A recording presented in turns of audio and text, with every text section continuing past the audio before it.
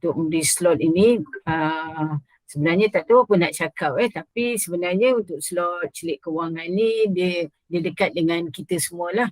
Jadi sebelum saya mulakan, sebelum saya kongsi ilmu ini, ada baiknya tuan-puan, puan-puan tengok pada ruangan chat. Saya ada kongsikan orang kata link untuk aktiviti. So saya nak melihat dulu apa yang orang kata latar belakang ataupun apa masalah-masalah berkaitan dengan kewangan. Jadi kalau klik tu tuan-puan bolehlah isi, boleh isi, klik tadi talian.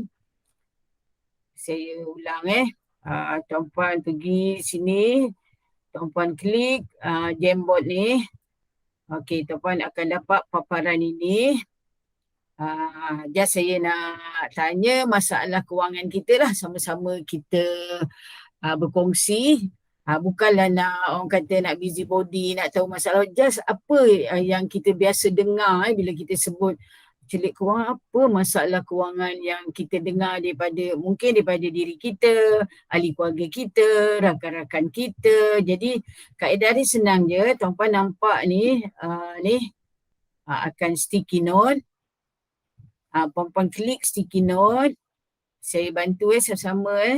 Okey. Lepas tu type saja. Contohnya tidak cukup. Contoh ni saya bagi contoh. Okey. Lepas tu kita save. Dia akan keluar kat sini. Jadi boleh banyak-banyak tulis pun boleh. Kita boleh gerak-gerakkan. Saya semula sebelum tu puan-puan semua dapat tak masuk pada link celik kewangan ni? Boleh respon?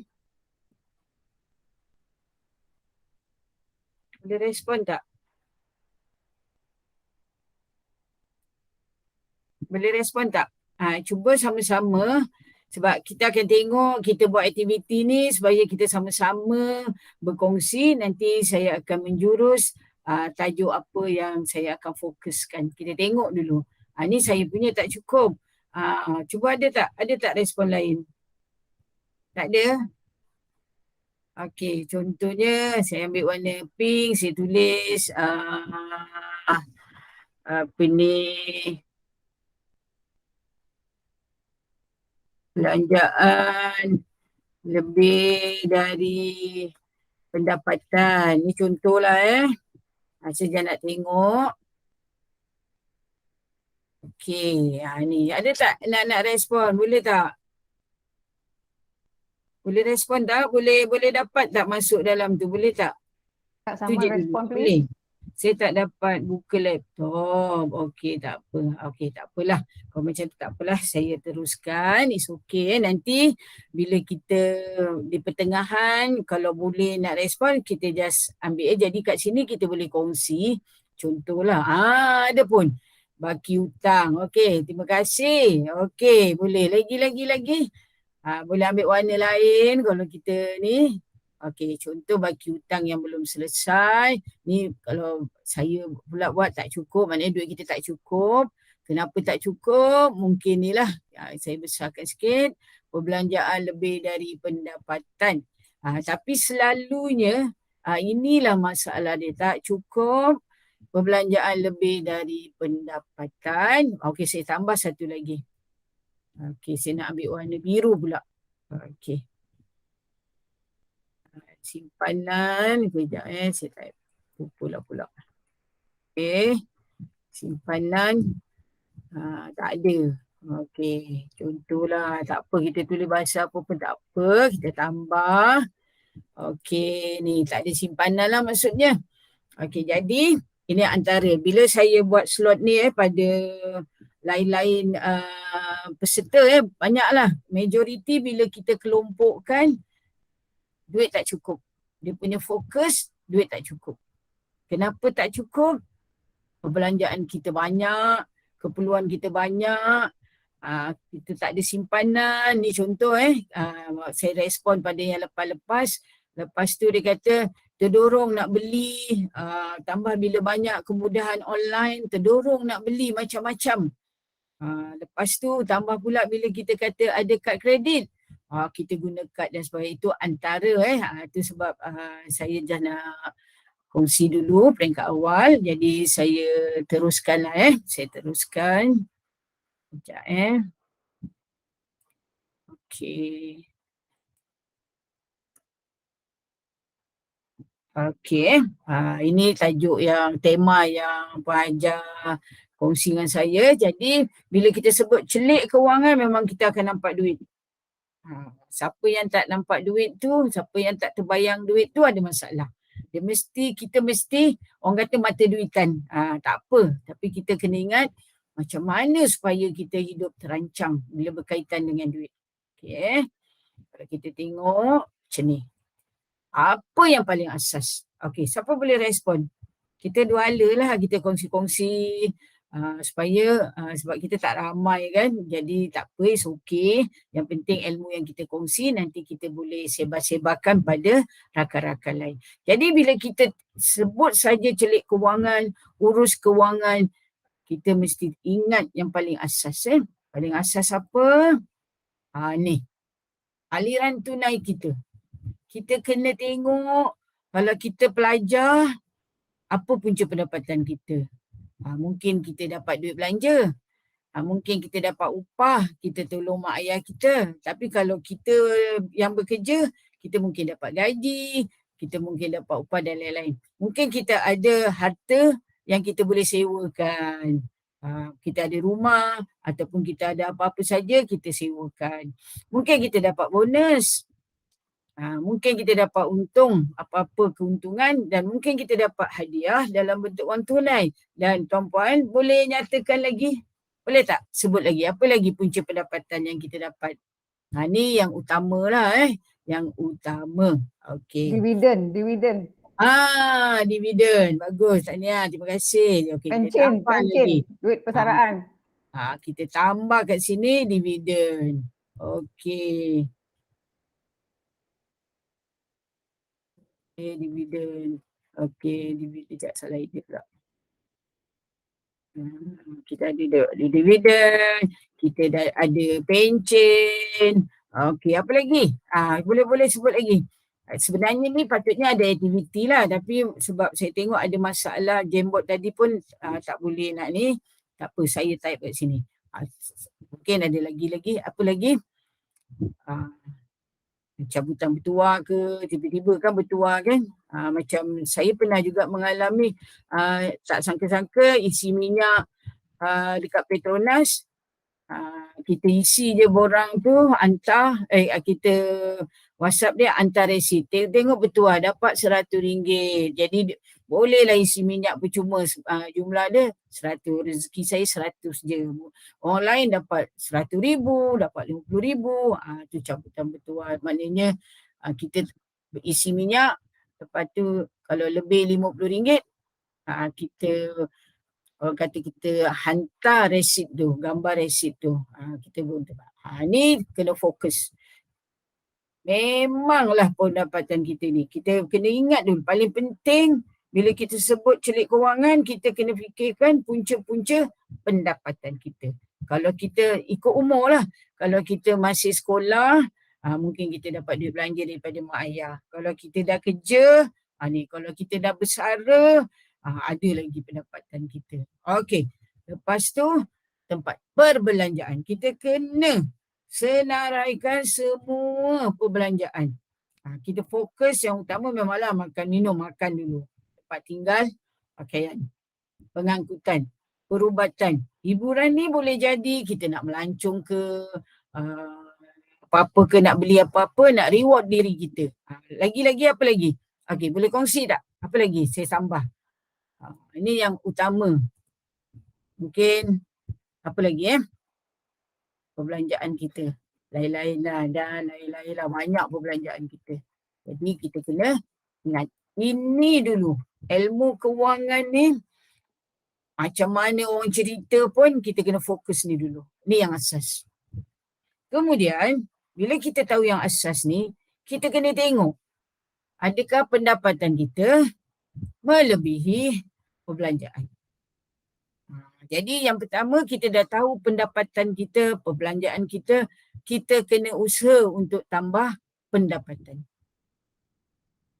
Supaya kita punya pendapatan, orang kata ada nanti simpanan dan sebagainya.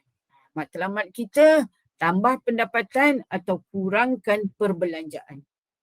Dua tu. Kalau kita dapat tambah, senang je nak tambah pendapatan. Okey, contoh. Dia secara tak nampak saya kongsikan. Tuan-puan tanam serai. Tanam apa lagi? Serai, daun pokok kesum, apa lagi? Pokok cili, sayur-sayur, daun pandan, pokok limau purut. Macam mana kita nak tambah pendapatan? Yang kita tak nampak. Okey. Katalah tuan-puan tak bercucuk tanam. Serai 40 sen atau 50 sen. Apa lagi? Daun limau purut mungkin 2-30 sen. Apa lagi? Sayur. Kalau tuan-puan tanam sayur, ada sawi, apa benda, kangkung. Yang paling senang kangkung. Tanam. Okay. Bila tuan-puan nak ambil jadikan sayur, katakan tuan-puan ambil kangkung secekak. Kalau dekat pasar berapa ringgit? Katalah kita ambil murah-murah punya 50 sen. Tuan-puan ambil 50 sen daripada duit tuan-puan, masuk dalam tabung. Katalah tuan-puan ambil serai sebatang. Nak masak asam pedas. Ambil serai sebatang. Sebatang serai 20 sen. Masukkan duit 50 sen. 20 sen. Masukkan satu tabung 20 sen. Apa lagi yang tuan-puan ambil yang tak payah bayar? Tuan-puan cara nak tambah pendapatan ataupun nak menabung ataupun nak jimat. Macam itulah caranya. Bila cukup bulan, cuba tuan-puan kira. Kangkung tadi 50 sen, serai 20 sen, daun limau purut 20 sen. Setiap kali masak, kalau ambil yang apa yang kita tanam, kita masuk duit. Itu satu kaedah yang kita tak amalkan. Ramai yang tak amalkan. Itu sebenarnya kita boleh amalkan. Sebab kalau kita tak bercucuk tanam, kita kena beli benda tu. Kalau kita beli, kita keluar duit. Jadi oleh kerana kita tak bayar pada orang lain, duit yang patutnya kita bayar tu kita simpan. Jangan pula, aku kali ni beli, tak payah beli, semua tanam sendiri. Wah, dia duit lebih-lebih ni. Okey, boleh enjoy. Jangan macam tu. Jadi kita tak akan dapat. Okey, saya dah amalkan lama benda ni. Saya buat satu tabung bumi hijau. Saya letak macam tu.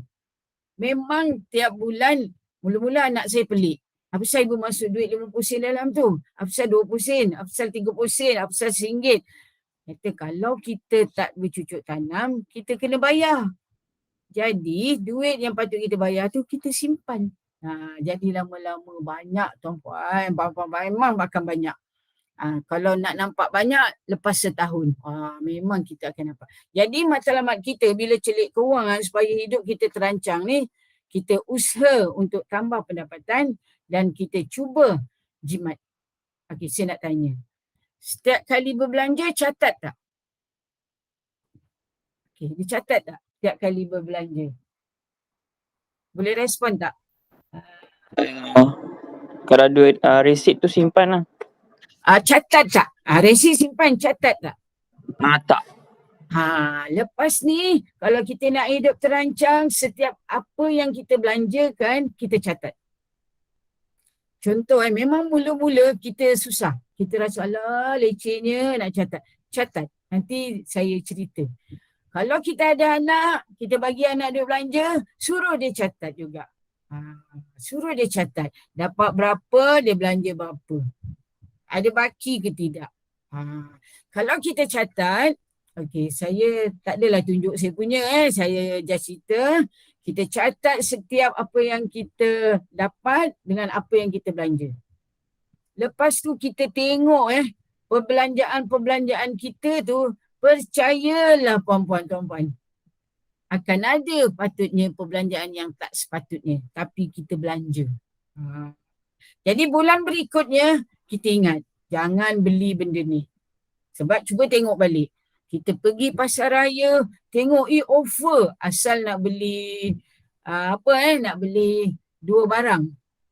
Tapi balik 2 troli. Sebab apa? Kebetulan pasar raya buat offer. Wah, kita pun nampak murah beli. Tapi cuba tengok. Adakah apa yang kita beli tu semuanya memberi manfaat pada kita, memang kita gunakan dan memang dia keperluan. Kita tengok. Adakah dia keperluan? Sebab kadang-kadang kita nampak tambah-tambah kalau kita pergi pasar raya bawa troli. Satu kaedah sebenarnya di slide yang belakang lah. Satu kaedah, cuba amalkan jangan bawa troli. Kalau bawa troli kita tak sedar, ambil offer masuk. Walaupun kita dah catat dah senarai perlu beli. Pergi pasar raya atau pergi supermarket nak beli ikan, apa benda. Lepas tu nampak pula, benda ni sedapnya ni. Tapi kita terlupa. Adakah masa tu kita memang perlukan benda tu ataupun sebab ada tawaran harga. Itu kita kena senaraikan. Saya kongsi ni berdasarkan dapatan perkongsian daripada Bank Negara Malaysia, berdasarkan orang kata ceramah-ceramah sebelum ini dan sebagainya, dan juga diri kita sendiri, anak-anak kita, ahli keluarga kita. Kadang-kadang kita pun murah lah. Contoh kita tengok coklat. Wah, suka makan coklat. Coklat tengah murah ni, beli. Tengok-tengok dan expire, tak perasan. Jadi akhirnya terbuang. Okey.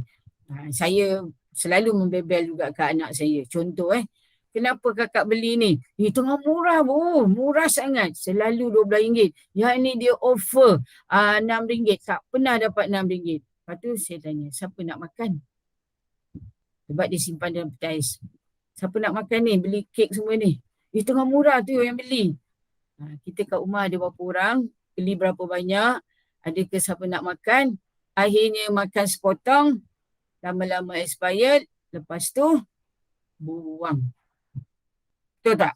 Letak bagi burung ke, bagi apa ke, okey juga. Kalau lah burung-burung unggas-unggas tu nak makan. Unggas-unggas yang kita bagi letak kat bawah pokok pun, semut ajalah yang mengurung. Kadang-kadang semut tu pun tak larat nak makan.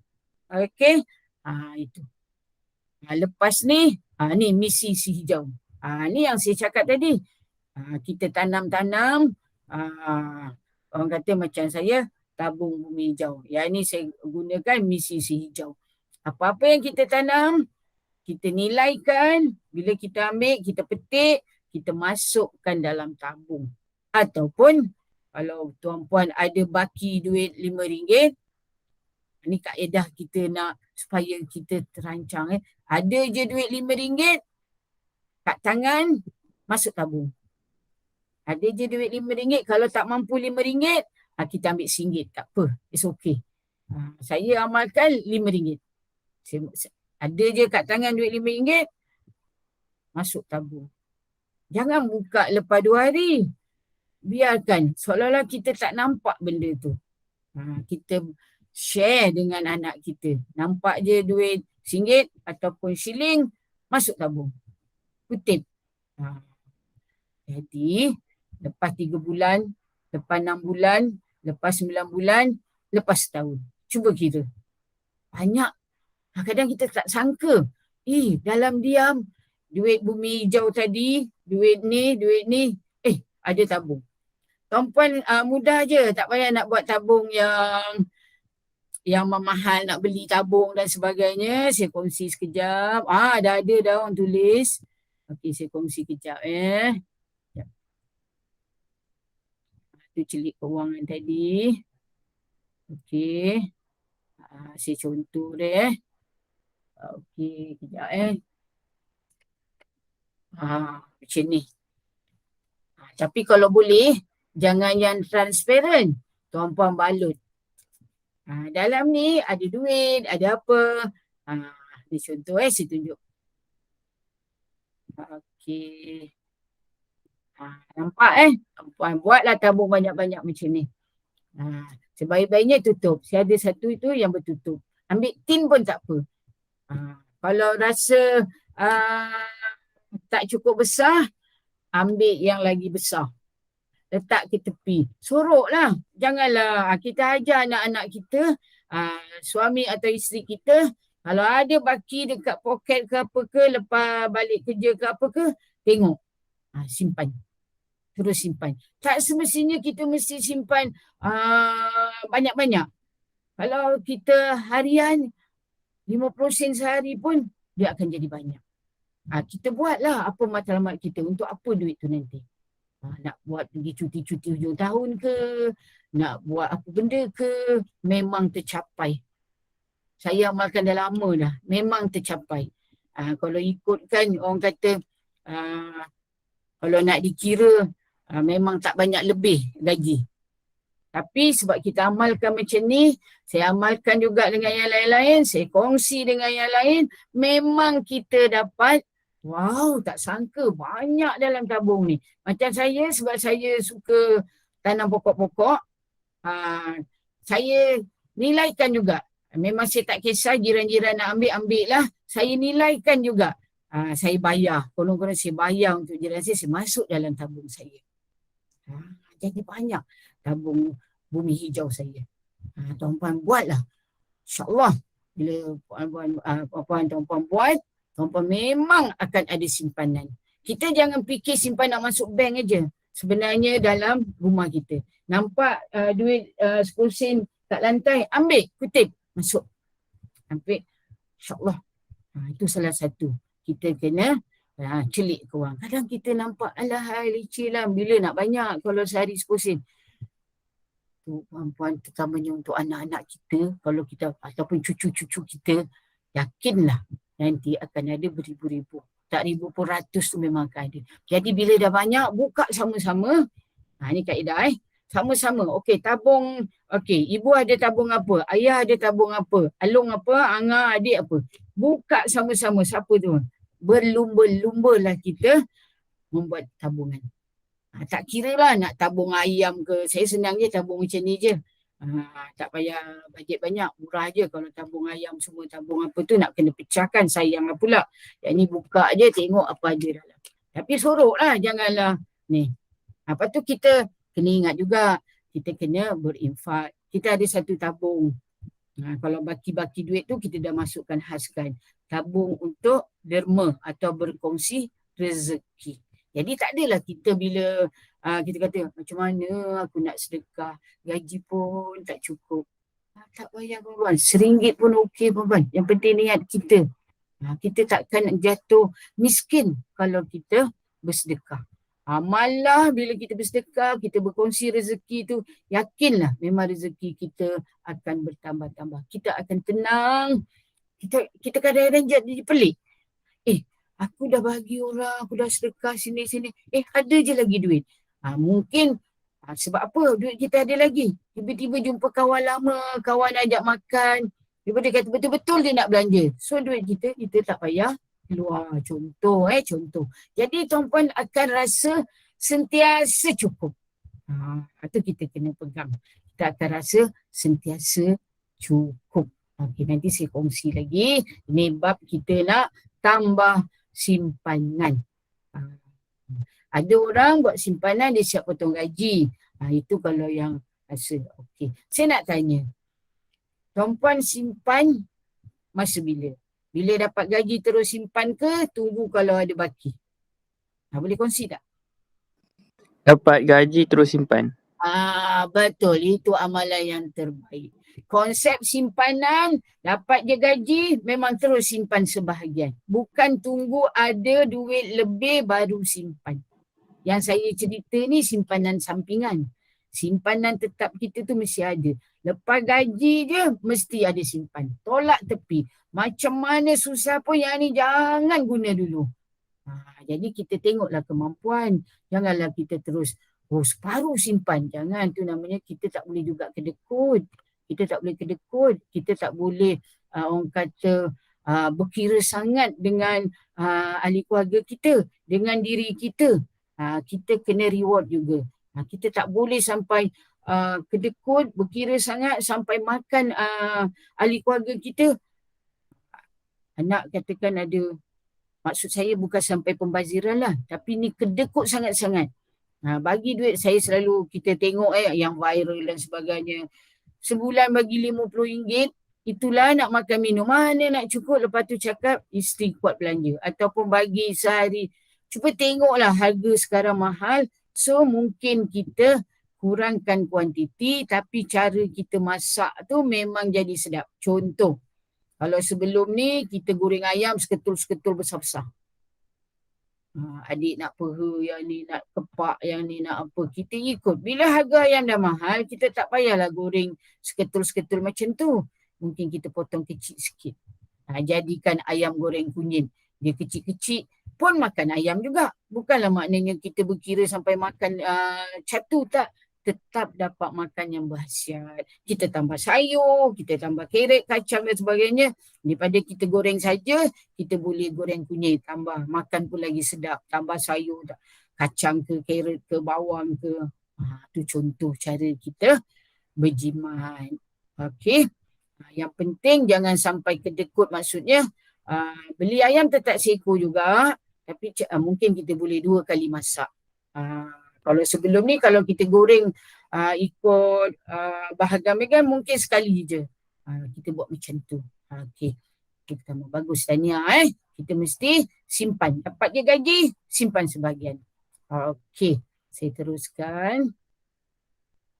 Ingat misi si hijau.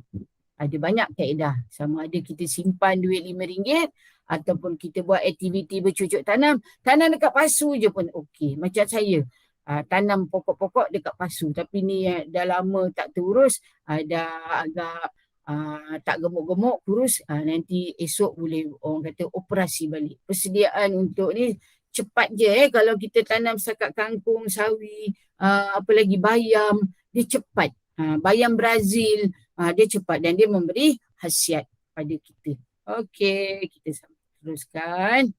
Ni nak tanya. Adakah kita selalu kehabisan wang? Atau kita memang ada baki? Cuba respon. Boleh respon tak?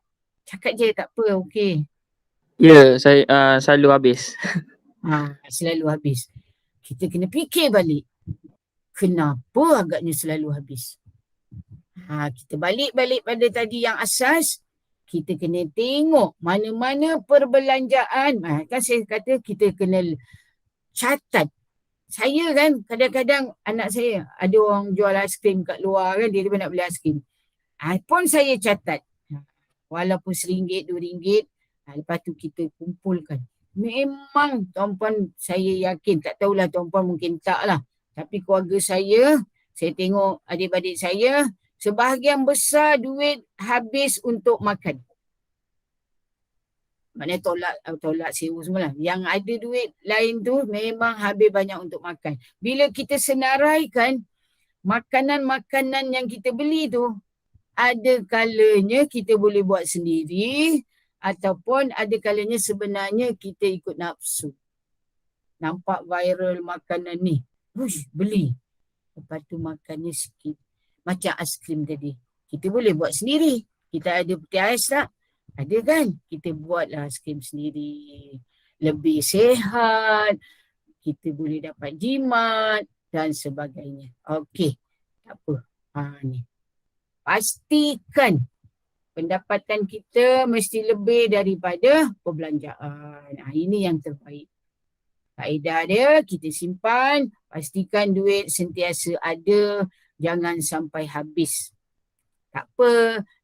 Esok gaji, hari ni habis belanjakan. Tutup tengah malam sebelum gaji masuk, ada musibah. Saya tak minta lah tuan-puan dapat musibah. Mana kita nak cekau? Itu contohlah. Jadi kita kena ingat tu. Jangan kita sentiasa ingat sebab malapetaka ni kita tak tahu. Contoh, tiba-tiba ada ahli keluarga kita yang meninggal. Jauh pula, takkan tak pergi.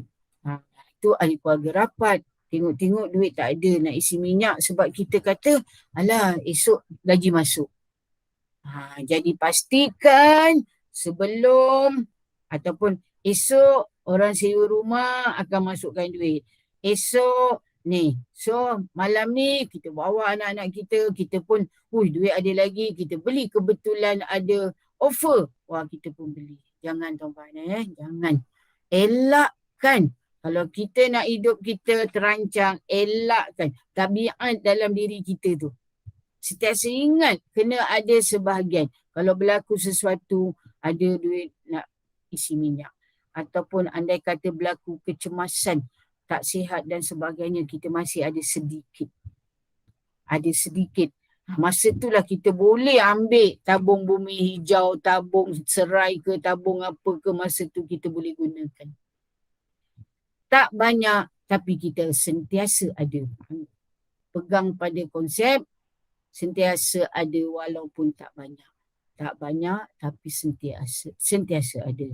Tak boleh memberi banyak, tapi sentiasa ada untuk kita berkongsi. Tak kisah, orang tu bukan nak tetapkan, mesti bagi 100, mesti bagi RM20. Kita mampu RM1, kita bagi RM1. Okey, yang ni satu lagi. Kita kena rancang. Kita kena rancang. Maksudnya kita kena tetapkan matlamat. Jadi saya dah cerita, tuan-puan tetapkan matlamat. Contoh matlamat apa?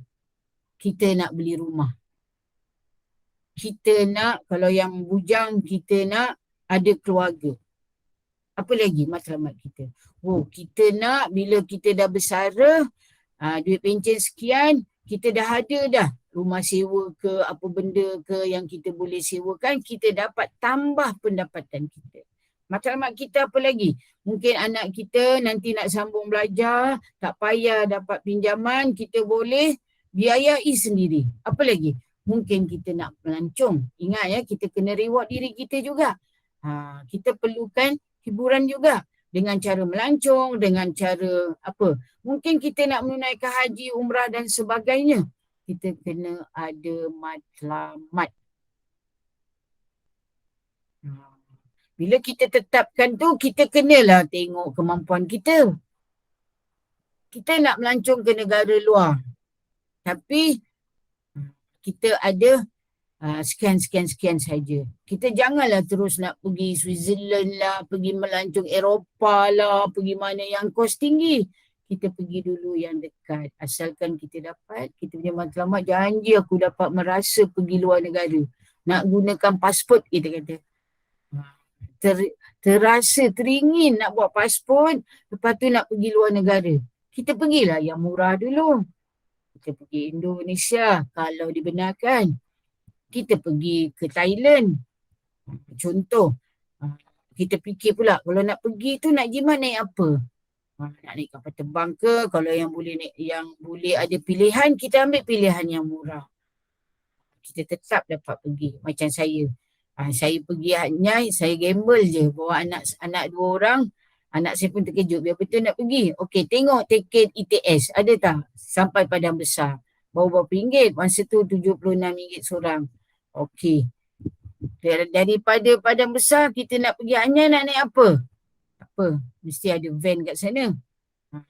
Nak pergi sempadan, naik. Kos RM10 aja. Tak payahlah sewa lagi. Sebab kalau sewa mahal.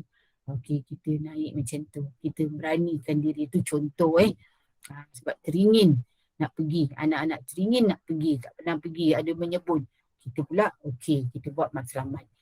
Okey, bila kita dah ada matlamat, kita kena tengok pelan perbelanjaan simpanan kita. Kita tengok, kita kena simpan rekod. Mesti ada rekod. Terutamanya rekod perbelanjaan. Kita simpan resit saja kurang orang kata kurang bermakna. Tapi kita catat. Tuan-puan buat dalam bentuk Excel, catat bulan ni belanja. Lepas tu kita tengok, kita pun terkejut. Saya pernah berbelanja lebih daripada pendapatan. Saya pun pelik, mana saya dapat duit? Anak saya pun pelik, ibu dapat duit mana? Rupanya Allah beri rezeki tu dalam laman tu. Rupanya kan sekarang dah isi belum e-filing kalau yang kena bayar cukai. Rupanya dalam potongan gaji kita, kita dah terlebih bayar. Jadi pihak LHDN pulangkan duit. Kita pun tak sangka. Tak sangka dapat duit tu. Jadi bila kita kira bulan tu memang kita berbelanja melebihi pendapatan asas kita. Rupanya kita dapat rezeki dalam bentuk-bentuk lain. Contoh, kita pun tak sedar orang yang menyewa rumah kita rupanya sebelum ni dia tak masukkan duit. Kita pun lupa nak check kan. Kadang-kadang kita pun sebab nilai, bukanlah maknanya kita banyak duit. Tidak, kadang-kadang ada bulan-bulan tertentu kita terlupa nak semak. Rupanya dia tak bayar, dia pun WhatsApp kita, duit bulan lepas dah masuk, termasuk duit bulan ni. Ada lebih. Itulah contoh-contohnya. Tiba-tiba contoh-contoh, apa? Anak saudara baru kerja, dulu kecil-kecil kita jaga. Dia bank in duit. Nak kongsi rezeki. Tu contoh-contoh lah. Okey, kata ini sediakan perancangan. Okey, kita tengok. Kapan kena ada benda ni kita buat. Apa matlamat? Matlamat jangka pendek kita, sederhana, panjang, bergantung. Tetapkan matlamat ni dalam bentuk grafik lah. Lepas tu kita tengok nilai balik. Kita ada aset tak? Ke kita banyak hutang? Kalau banyak hutang, tengok. Tengok. Okey. Kaedah dia macam ni. Nak selesaikan hutang dengan cepat, kita tengok. Masa kita mula-mula buat pinjaman, kita potong 500 sebulan. Bila gaji kita naik, sepatutnya gaji yang naik tu, kenaikan tu kita jangan guna untuk lain. Kita pergi ke bank atau ke mana supaya kita tambah bayaran bulanan pinjaman kita. Itu kaedah dia.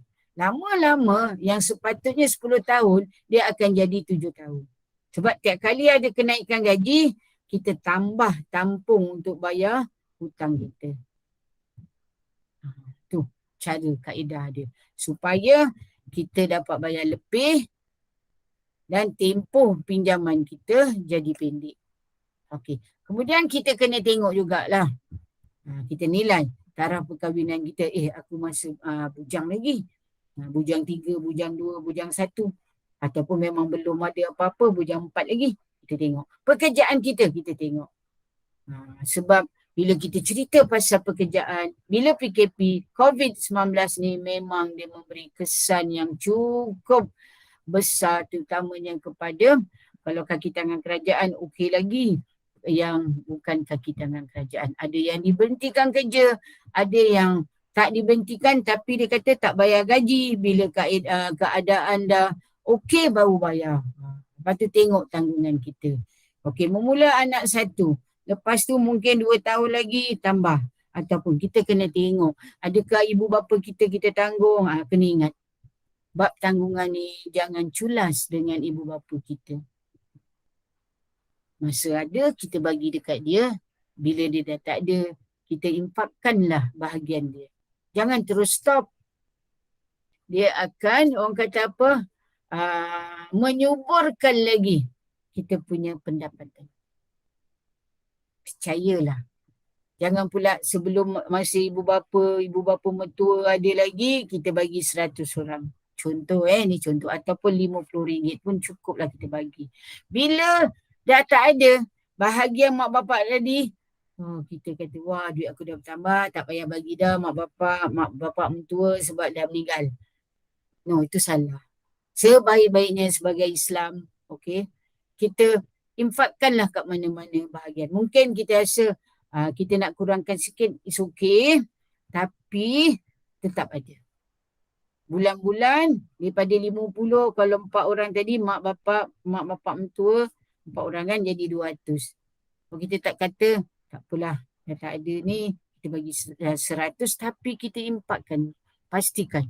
Saya yakin tuan-puan akan lagi tenang dalam mengurus kewangan. Hidup kita akan lagi macam ni. Cuba buat ini perkongsian. Okey, kemudian kita buat bajet balik, wujudkan pelan tadi. Kita tengok balik, kita buat penjajaran balik, kita ubah suai balik. Kita tengok simpanan kita ada tak, pelaburan kita ada tak, perbelanjaan. Kita kena urus hutang-hutang kita macam tadi saya dah sebutlah. Macam mana kita nak urus hutang dan pastikan kita ada insurans apa. Tak semestinya ambil yang mahal, ambil yang murah-murah. Saya ingat lagi masa saya baru kerja, kerja jadi cikgu lah. Kerja sebelum tu, tu cerita lain. Yang kerja jadi cikgu. Datanglah wakil QPEC ni. Wakil kata kalau nak buat simpanan, buat beli insurans. Saya beli insurans harga RM90 je masa mula-mula jadi cikgu. Tak sangka diam-diam dah matang. Sebab RM90 tu kalau cuba dengan RM90, kita pergi mana-mana, sekejap je habis. Saya mula-mula dulu, saya kata masa tu gaji sikit lagi, RM90 okey lah. Tapi kita mula awal. Lepas tu dah matang dah. Kita belum bersara lagi, memang benda tu dah matang. Kita tak sangka, banyaknya. Banyak juga dengan RM90 sebulan. Dia potong gaji. Lepas berapa tahun dah matang. Sampai saya pun terkejut. Banyak juga duit aku. Kita buat macam tu. Kita pandang sebelah mata je. Jangan ambil yang mahal. Masa tu kita takkanlah nak ambil yang 200. Mungkin kita tak mampu. Kita ambil yang paling minimum. Tapi kita mula awal. Anak lahir je. Okey, kita dah ni. Anakku lahir. Aku simpan RM20 seorang. Bayangkanlah. 20 kali 12. 240. Nampak sikit kan? 240. Sekarang anak setahun, kalau 10 tahun dah beribu lah. Kalau anak dah umur 20 tahun, kita tambahlah. Janganlah dari RM20 baru lahir sampai bila pun RM20. Macam saya kata tadi, bila ada kenaikan gaji, kita tambah. Kita tambah. Tak perlu nak tambah sampai 100-200 sebulan. Kita tambah dulu daripada 20, jadi 30. Lepas tu jadi 40. Bila gaji kita tambah lagi, kita tambah lagi. InsyaAllah kita akan ada simpanan anak-anak kita. Anak-anak ada duit raya masuk dalam akaun. Dapat sedekah siapa-siapa bagi, simpan. Kita pula kalau tiba-tiba dapat durian runtuh, masuk durian runtuh tu tiba-tiba kerajaan umuman. Kalau yang kerja kerajaan. Kalau yang kerja swasta tiba-tiba majikan kata bonus. Banyak ni. Okey, tuan-puan boleh wujudkan. Kemudian laksanakan. Kaji semula. Kurangkan hutang. Buat pelaburan. Beli insurans. Banyak beli pun tak apa. Tak salah. Beli kat sini RM50. Yang sana berapa ringgit. Ikut kemampuan kita. Jangan kita pandang, nak melabur buat beli insurans yang 200-300 sebulan. Mungkin kita tak mampu. Kemudian kita semak semula. Jangan pula makin naik gaji, tak kira kita kerja apa, makin banyak dan makin kurang simpanan. Makin banyak nak beli. Okey. Nampak ni, tukar bulan depan kita dapat bonus. Okey, kita tengok nak raya. Okey, kursi makan ni kita gantilah. Walaupun sebenarnya boleh pakai lagi. Jadi memang kita kata janganlah tamak sangat. Kita nak rasa juga perabot baru. Boleh kalau kita ada lebih. Tak ada masalah. Okey. Ni. Bila kita buat matlamat kewangan, pastikan benda tu boleh dicapai. Mesti jelas. Boleh ukur. Ni macam saya sebut tadi. Contoh. Dia punya jelas. Saya akan mengurangkan jumlah pinjaman kereta saya sebanyak 1,000 dalam tempoh sebulan. Maknanya dalam tiap bulan dia akan kurangkan berapa? Dia akan tambahkan. Macam saya kata tadi lah. Kita boleh pergi ke bank. Kita kata kita nak tambah bayaran bulanan. Ni contoh. Catat dengan cepat. Nak buat apa? Saya sekian.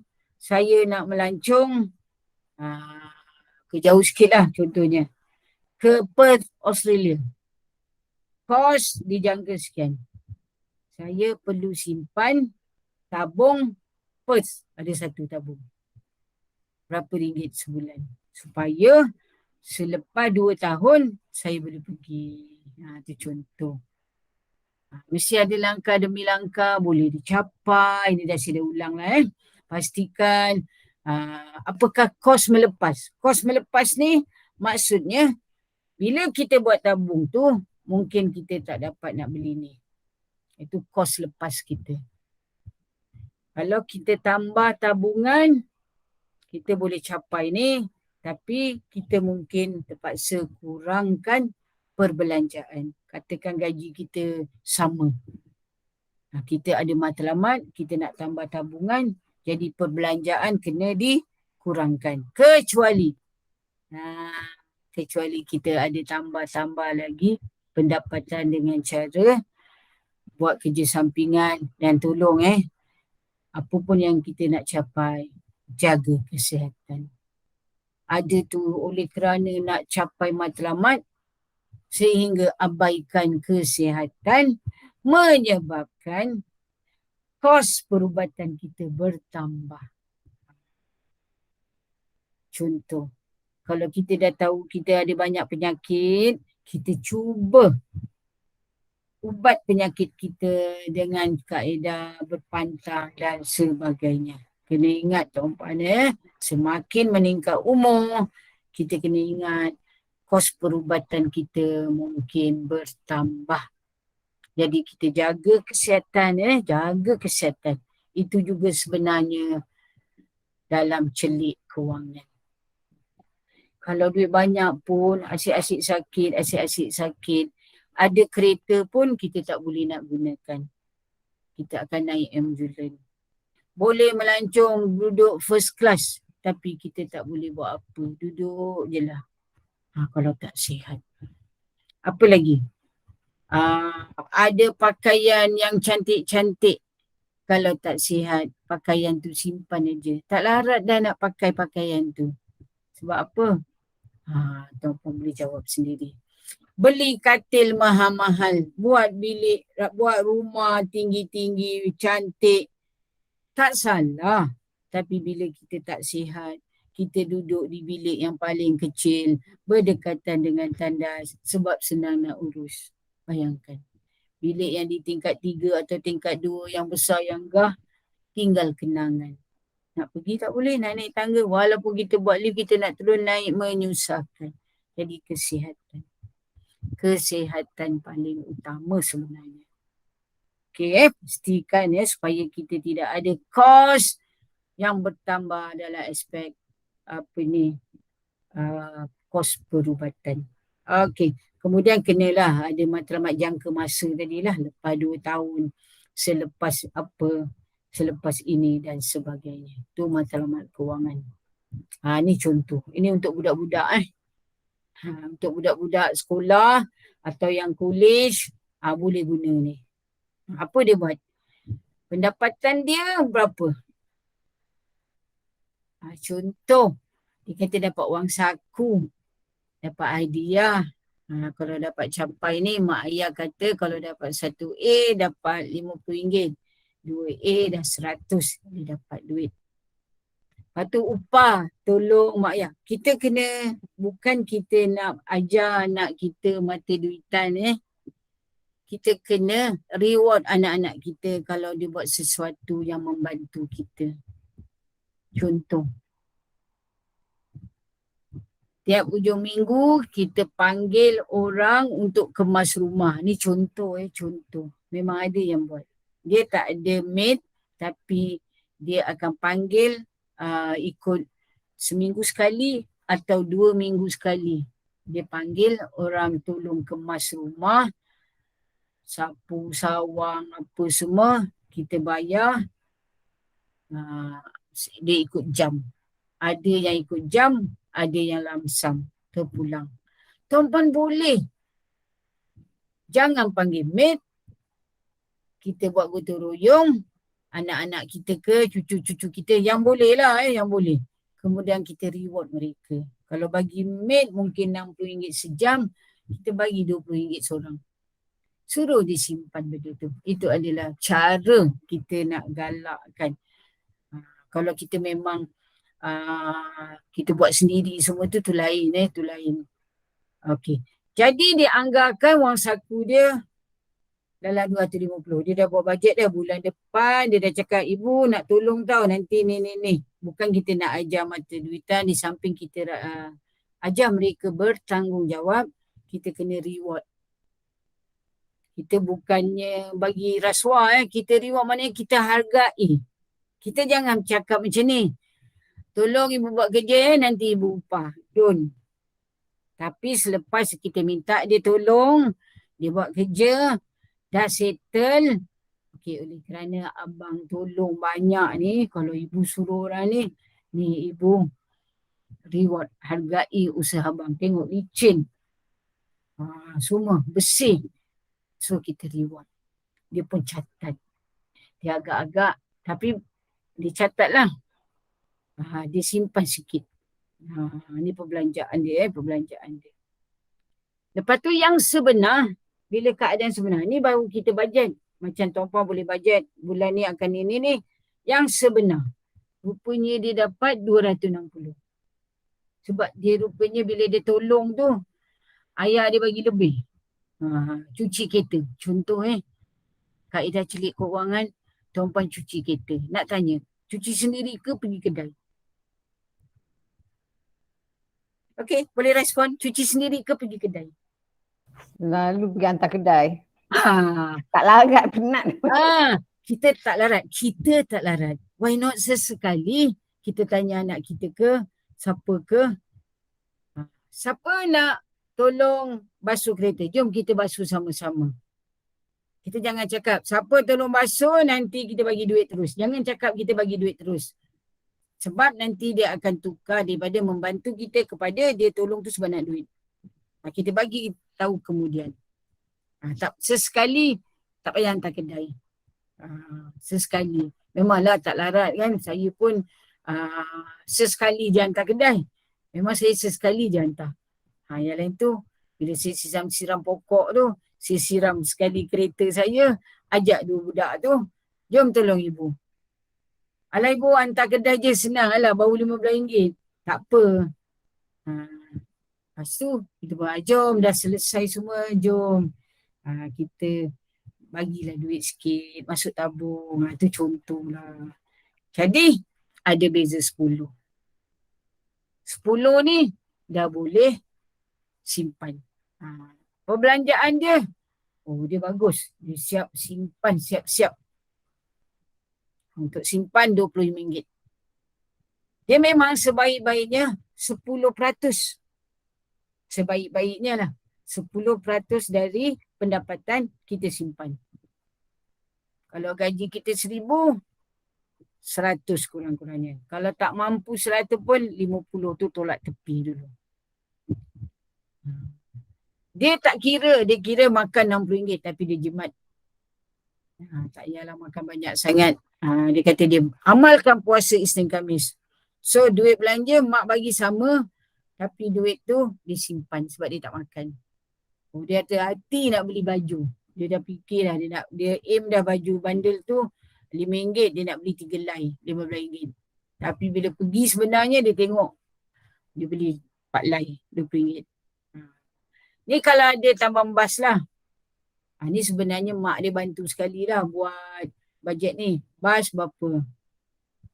Okey, kemudian dia ada telefon kan, nak minta top up. Ni. Saya suka sebab dia orang ni, budak ni masa kita buat bengkel, dia memang letak derma. Dia kata ada atau tak ada, dia kata dia akan ketepikan tu untuk derma. Jadi permainan ibu ni orang ni mungkin dia buat benda-benda lah, dia nak beli game ke apa ke. So dia ada lebihan ni, contoh. Dia terlebih ada 5, tapi dia boleh ditampung dengan perbezaan tadi. Jadi kalau kita tengok, dia ada baki.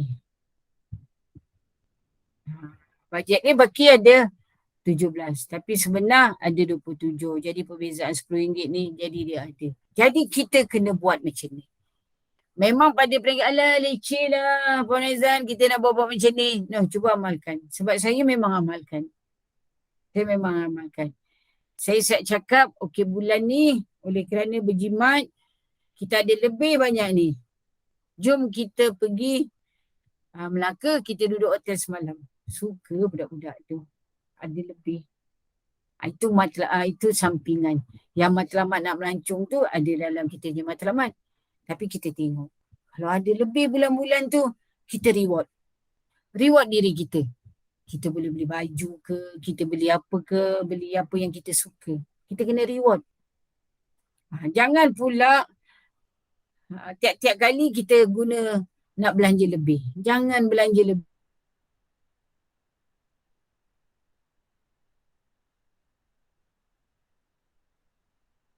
Kita kena bayar sewa rumah, asuran kereta. Kita cuba tengok yang tetap.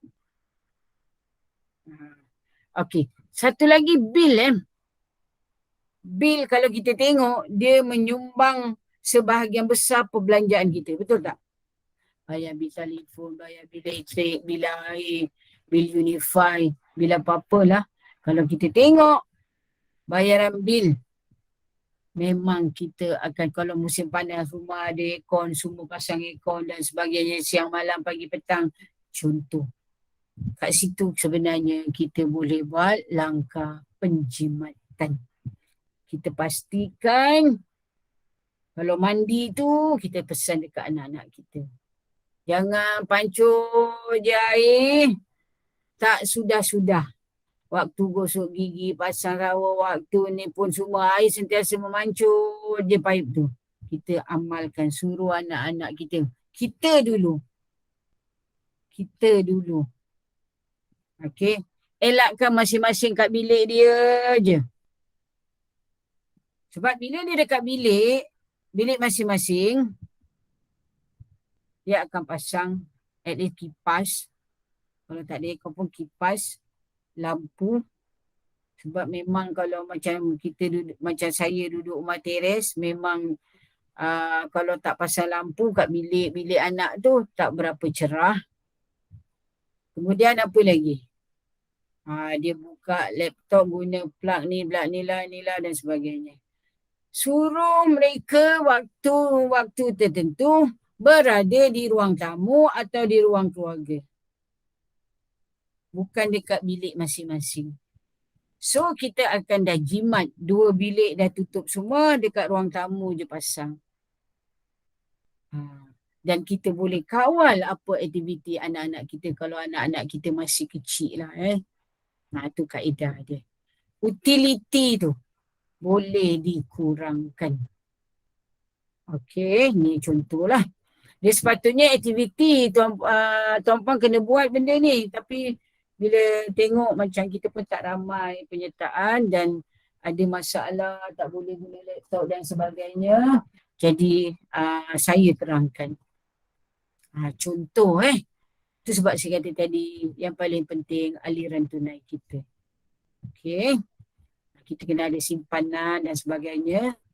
Okey, kita tengok ni tadi dah. Okey, sekejap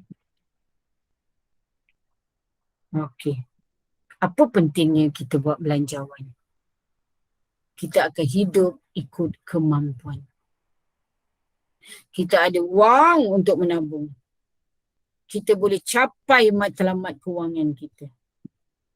Kita boleh sediakan dana kecemasan. Maknanya bila kita buat belanjawan, kita dah ketepikan ini kalau ada kecemasan. Duit ni lah yang kita akan gunakan. Pastikan untuk dana kecemasan ni kena yang mudah cair. Maksud mudah cair, bila kita perlu, kita boleh ambil dan kita dapat dalam bentuk tunai.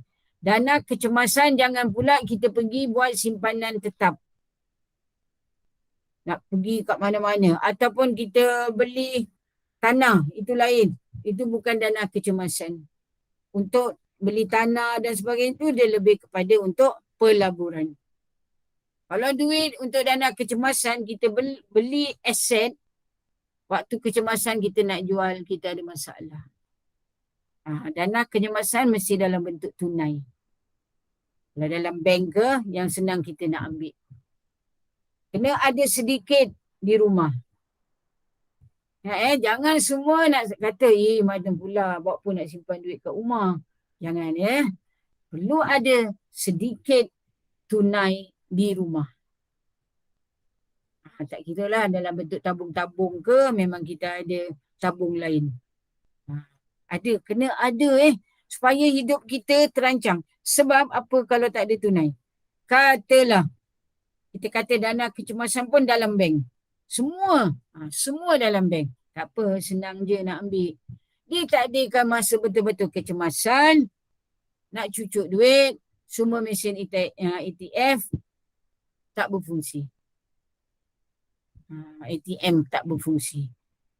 Kita perlu duit tunai. Kena ada. Selit dekat mana-mana. Kalau boleh dana kecemasan ni, macam kita tak tahu kewujudan dia. Kita bagi tahulah pasangan kita ke orang yang macam, kalau apa-apa jadi, kat sini ada sedikit duit untuk dana kecemasan. Ingat pastikan bila kita buat belanjawan, kita dah tahu dah. Mesti ada dana kecemasan dalam bentuk tunai di rumah. Mesti ada sedikit. Agak-agak lah kalau kampung kita jauh, dana kecemasan ni untuk kecemasan kalau kita perlu bergerak jauh ataupun ada musibah dan lain-lain. Kita tengok sekurang-kurangnya kena ada berapa. Pastikan dana kecemasan bila kita dah ambil, kita kena top up balik. Kita kena tetapkan sekurang-kurangnya mesti sentiasa ada 200 ataupun 300 terpulang. Tuan-puan boleh tetapkan. Bila kita dah guna dana ni, kita dah ambil untuk tunjang kecemasan tadi, pastikan kita usaha untuk top up balik. Sebab dia penting. Sebab kita banyak dengar kadang kita kesian. Saya pernah, tak tahulah, kebetulan dia ada dalam grup, adalah grup, bukan grup sahabat, adalah dalam grup WhatsApp kita ada buat ni. Tiba-tiba dia kata, ditakdirkan dia punya kad apa semua hilang. Terpaksa balik sebab ayah dia meninggal. Okay, terpaksa dia merayu siapa yang dekat, hulurkan duit. Bayangkan, sebab apa? Dana kecemasan langsung tak ada. Dia minta bantuan dan dia janji nanti dia bayar balik.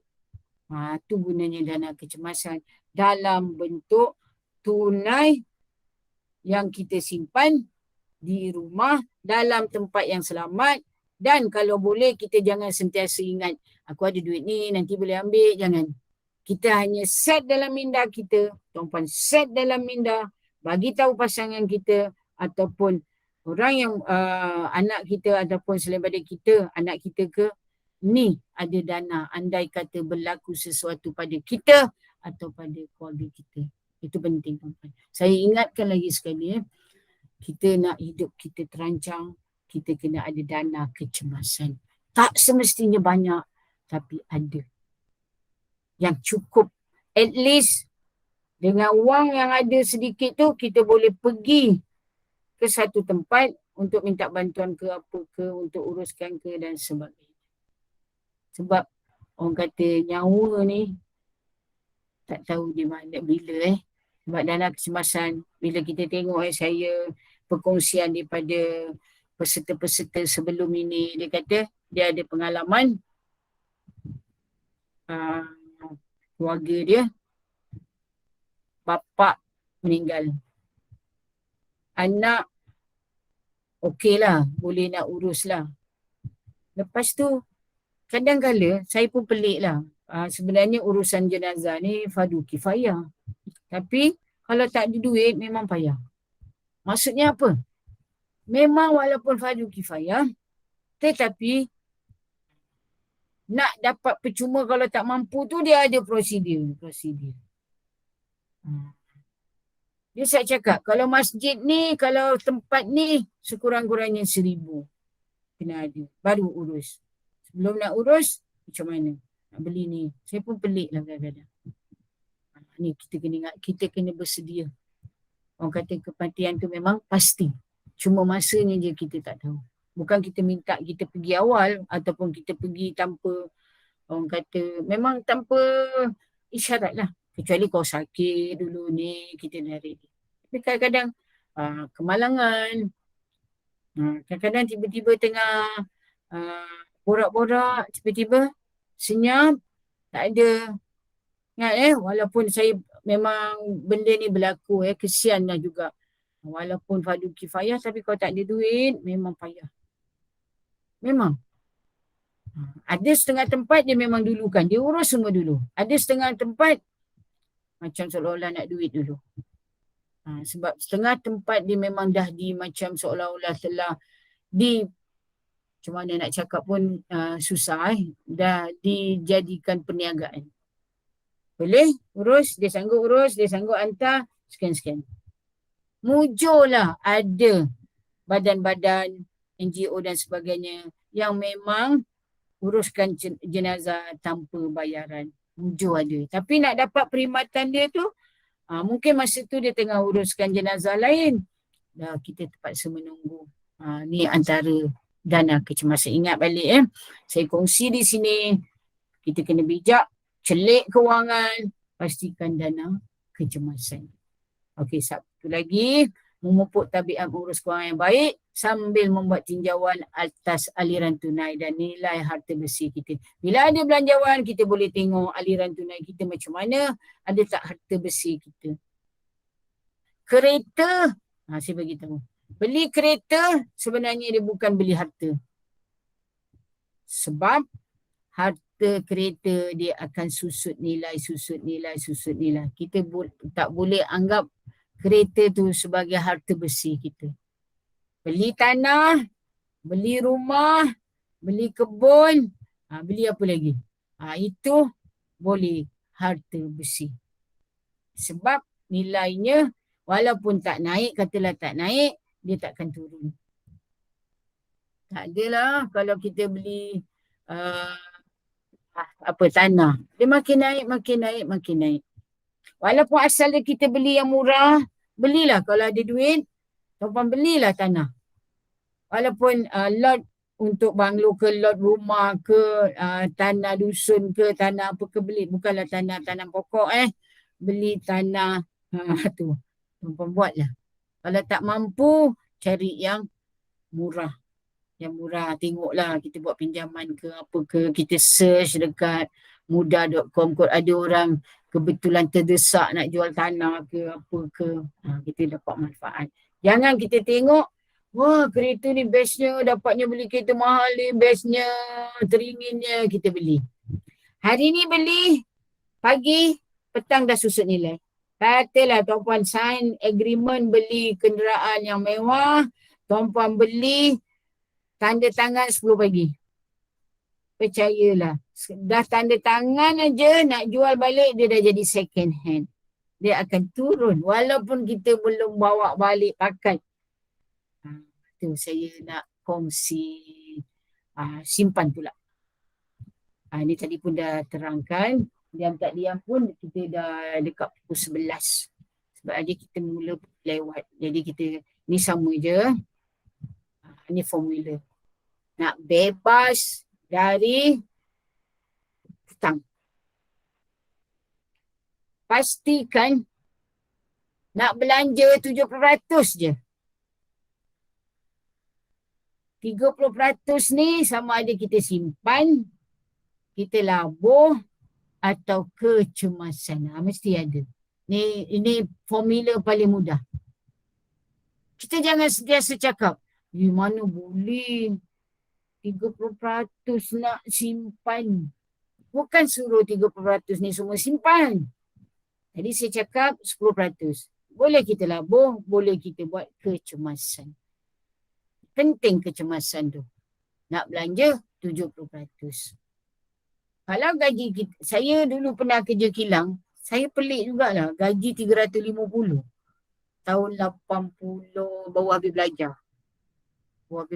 Saya pergi minta dekat kilang Bandar Ubangi tu, saya dapat gaji dalam 350. Apa yang saya buat? Saya pergi kerja, saya naik basikal. Tak ada kos, badan sihat. Saya bawa bekal. Saya boleh bagi mak saya sampai terkejut. Gaji sikit, boleh ke bagi mak ni? Memang saya bagi terus tepikan. Saya boleh tampung sedikit perbelanjaan keluarga, perbelanjaan dapur. Memang kita buat. Dan memang saya simpan.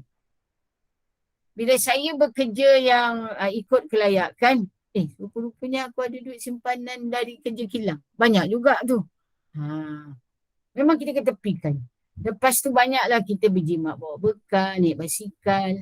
Walaupun ada offer tumpang dia, kena bayar bulan-bulan kan. Baik saya naik basikal, bukan jauh pun. Rupanya ada kawan-kawan mula naik basikal berdua je, lepas tu ramai pula naik basikal. Sekarang trend naik basikal dah jadi, naik basikal, mengayuh basikal dah jadi trend. Semua orang nak exercise, naik basikal. Tiap ujung minggu. Okey, saya amalkan dah lama dah. Okey. Tu. Kita ingat yang ni formula ni. Boleh saya lajukan sikit. Ni katalah kita cakar-cakar dekat mana-mana, kita simpan. Ni macam kita tengok income berapa saya letak lah. Income orang ni banyak dia letak loan kereta, loan rumah, mak bapak. Kena ingat mak bapak. Walaupun dah tak ada, macam saya sebut tadi, kita kongsi. Memang. Buatlah. Tuan-puan buatlah. Kakak-kakak, abang-abang, adik-adik, buatlah benda ni. Kita niatkan pahala tu untuk arwah mak bapak kita, kita bagikanlah kat mana-mana. Kalau 200 kita agihkanlah 200 ni kita masuk surau, 50, apa lagi. Senangnya nak buat amal ni. Kalau kita ada akaun bank Islam ke akaun bank, memang ada untuk derma atau sedekah. Memang ada. Kita boleh masukkan. Tak payah kita pergi cari ke apa ke. Ataupun tuan-puan niat benda ni, kita pergi mana-mana tempat, tengok nampak macam ada yang uzur ke, macam agak memerlukan, kita ulur je lah. Walaupun kadang-kadang dia tak nak tau. Tapi kita kata tak apa, saya berbagi rezeki atas niat arwah mak bapak saya. Dia ambil. Contoh, kita bagilah, kita nampak, contoh kita ziarah kubur, kita nampak penjaga kubur yang mesir rumput, jaga-jaga tu, kita jangan panggil. Kita berbagi rezeki. Kalau kita tak nak sebut sedekah, kita kata kita berbahagi rezeki. Dia ambil. Kalau sedekah mungkin dia kata, aku macam lah aku ni susah sangat ke, dia kata ada rasa lain pula kan. Walaupun kita tak prasangka buruk, kita kata kita berbahagi rezeki. Contoh kita nampak anak-anak, kita order makan rana tu ke, kita ulur lah. Walaupun kita dah bayar, kita tambahlah RM5 ulur terus pada budak yang hantar makan kat kita. Kita kata ni berbagi rezeki. Kita dah ketepikan kan sebab tu. Jangan kita kurangkan. Okey. Kemudian perbelanjaan harian. Dalam 3,000 dia makan, pakaian, pengangkutan, telefon, hiburan, lain-lain dia buat. Ini contoh kalau gaji 9,000. Dia bagi 3,000 untuk yang tetap tadi, 3,000 untuk perbelanjaan harian, 3,000 ni dia simpan. Ni dia konsep mudah, dia senang. Okey, tuan-puan kita ingat balik saya ulang balik. Kalau gaji bertambah, jangan perbelanjaan harian bertambah. Ini tak. Okey, gaji aku akan naik. Okey, jadi mulai bulan depan aku boleh tambah makan, tambah pakaian, nak ambil tu. Kita fikir balik. Tahun lepas gaji aku sekian. Tahun ni naik sikit. Kenapa mesti tak cukup? Kita jangan cakap lah harga barang dah mahal. Kita tengoklah yang mana yang mahal. Tengok sesuaikan balik. Okey.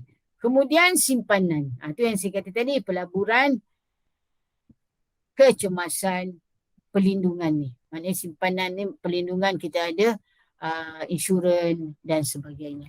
Okey. Saya lajukan sikit. Apa simpanan? Wang yang kita sisihkan untuk tujuan sesuatu. Maknanya macam tadi Cik Naufal kongsi, dapat gaji terus sisihkan simpanan. Jangan belanja dulu. Sisihkan dulu. Tapi betul memang bukanlah nak kata kita orang senang, gaji banyak, boleh simpan banyak. Tidak. Bila kita amalkan dari dulu, memang kita ada simpanan. Itu sebab bila kita kongsi ni, ada yang tanya, macam mana puan boleh tambahkan simpanan? Okey, saya kata macam ni. Bulan depan gaji naik 100 contoh 100 tu aku tak akan gunakan tapi aku akan tambah simpanan. Kalau sebelum ni kita simpan berapa, dengan adanya kenaikan gaji, kenaikan tu saya simpan. Okey, kerajaan umumkan kalau kerja kerajaan dapat bonus hari tu dia bagi bantuan 500. 500 ni aku tak akan gunakan. Aku akan masukkan dalam, sisihkan sebagai simpanan. Dengan cara tu simpanan kita makin bertambah, kita juga tidak mengabaikan keperluan. Sebab keperluan tu memang dah cukup. Kenapa bila gaji bertambah, kita mesti beli makan tambah? Lagilah dari segi perubatan.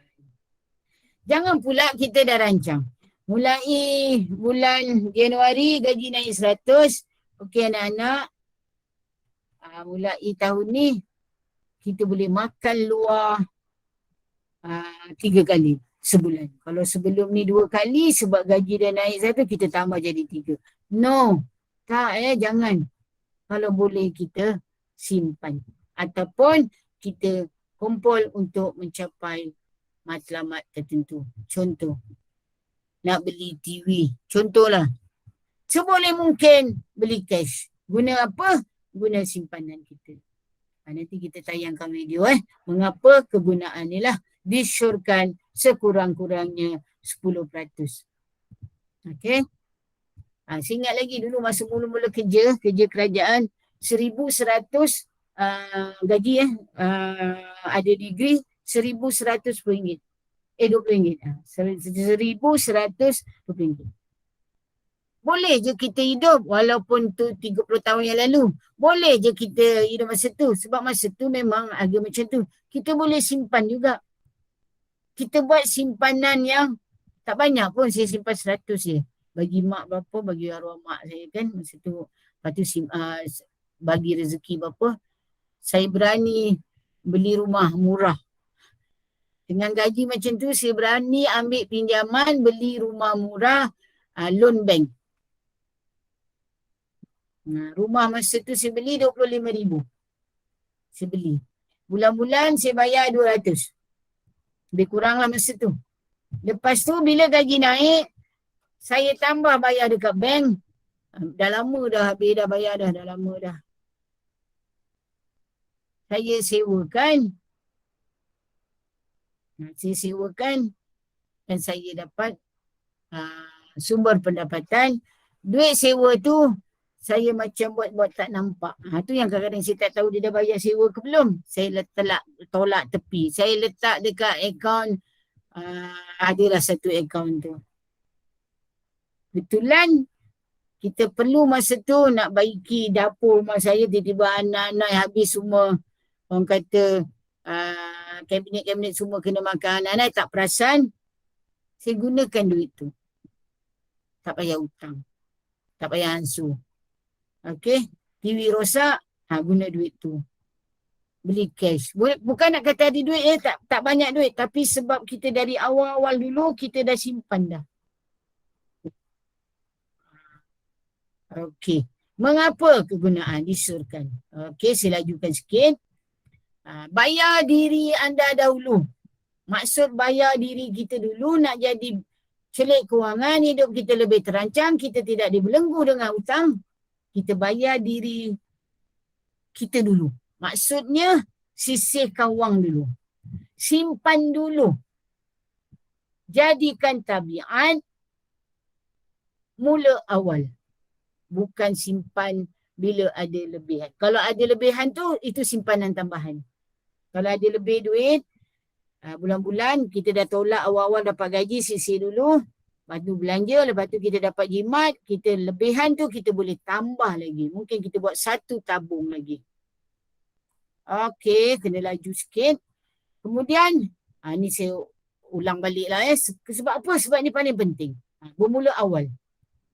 Simpan sebahagian duran runtuh. Maksudnya bila kerajaan ataupun majikan kita ataupun kita dapat duit lebih tu kalau kita nak berbelanja, kita perlu jugalah reward diri. Kita sebahagian dia pastikan kita simpan. Jadikan tabungan satu cabaran. Macam ni lah tadi, macam saya cakap tadi, kita cabar anak-anak kita ke, suami atau isteri kita ke, kita tengok bulan ni atau 3 bulan balik siapa paling banyak menabung. Kita reward.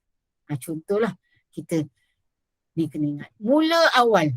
Kalau kita ingat kalau kita ambil dari awal, simpan dari awal, menjelang anak tu belajar, perlu belajar ke apa, kita boleh guna tabungan dia untuk berbelanja. Katakan kita tak perlu. Kadang-kadang kita fikir, biarlah yang dapat pinjaman atau beasiswa orang yang lebih berkeperluan, lebih susah ke apa ke, kita yang mampu biarlah kita bayar. Contoh kita amalkan konsep macam tu.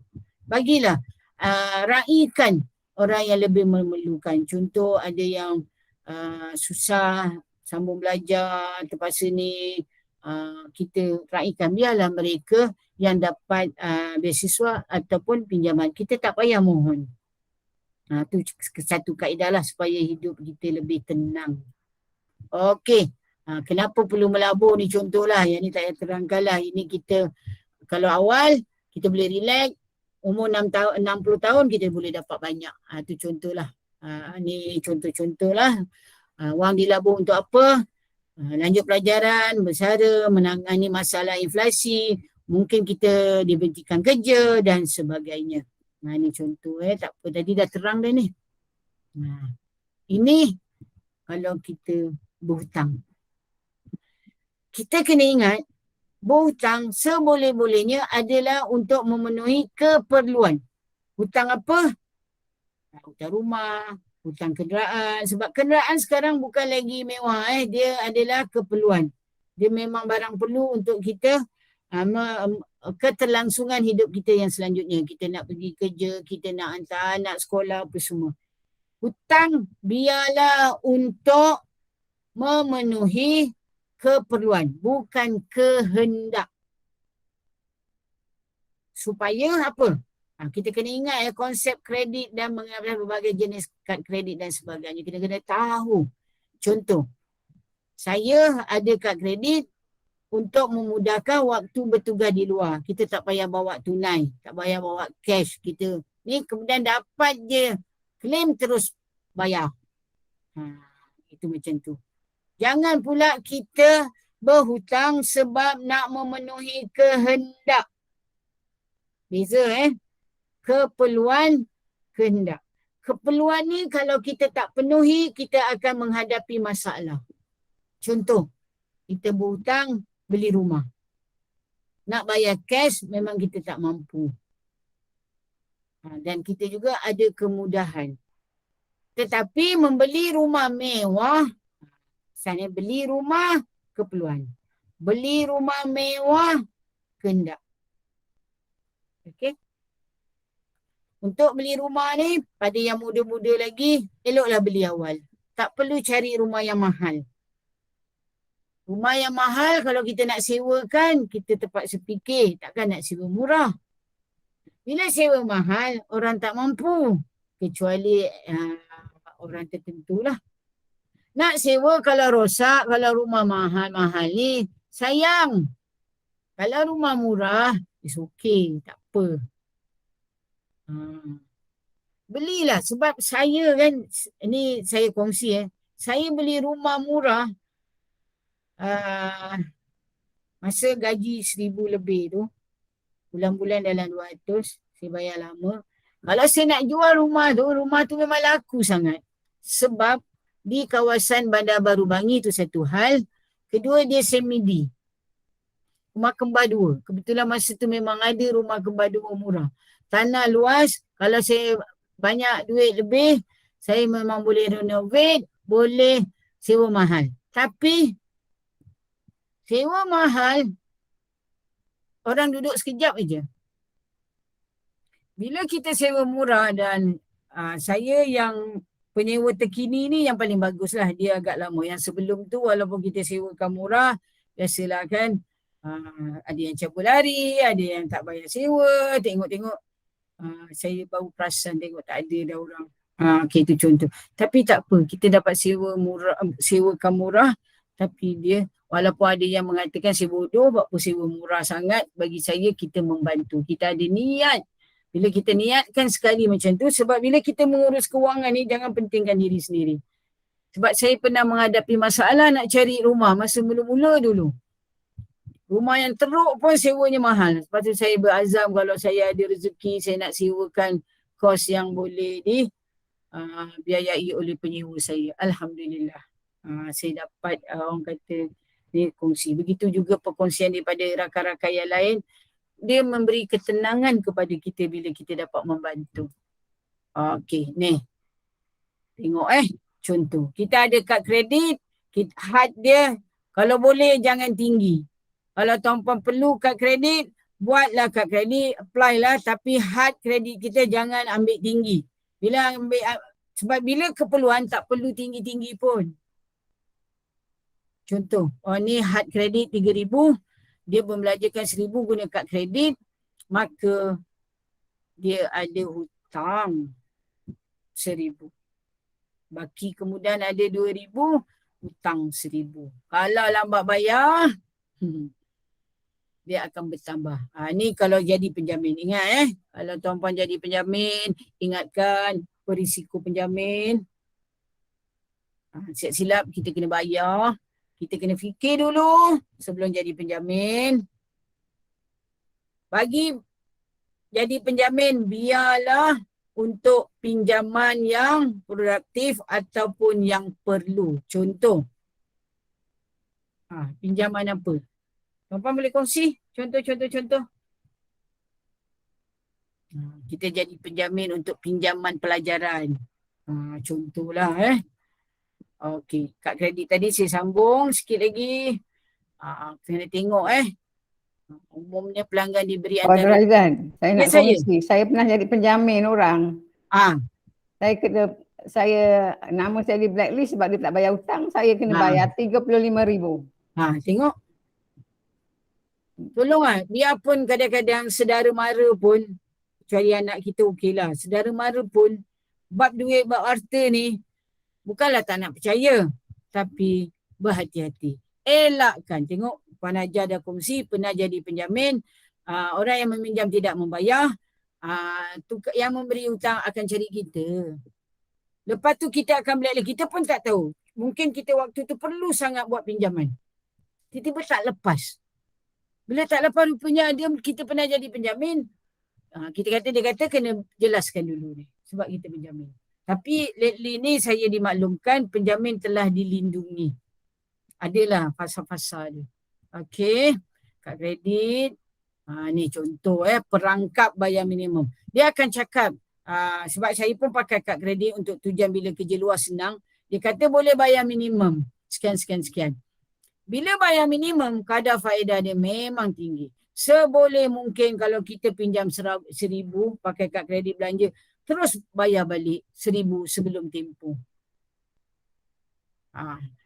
Saya kongsi apa yang saya buat bila saya guna kad kredit, saya dapat je, belum dapat orang kata dapat je claim, sebab claim ada masuk makan, minum semua, saya masukkan semua balik ke kad kredit. Jadi saya ada lebihan.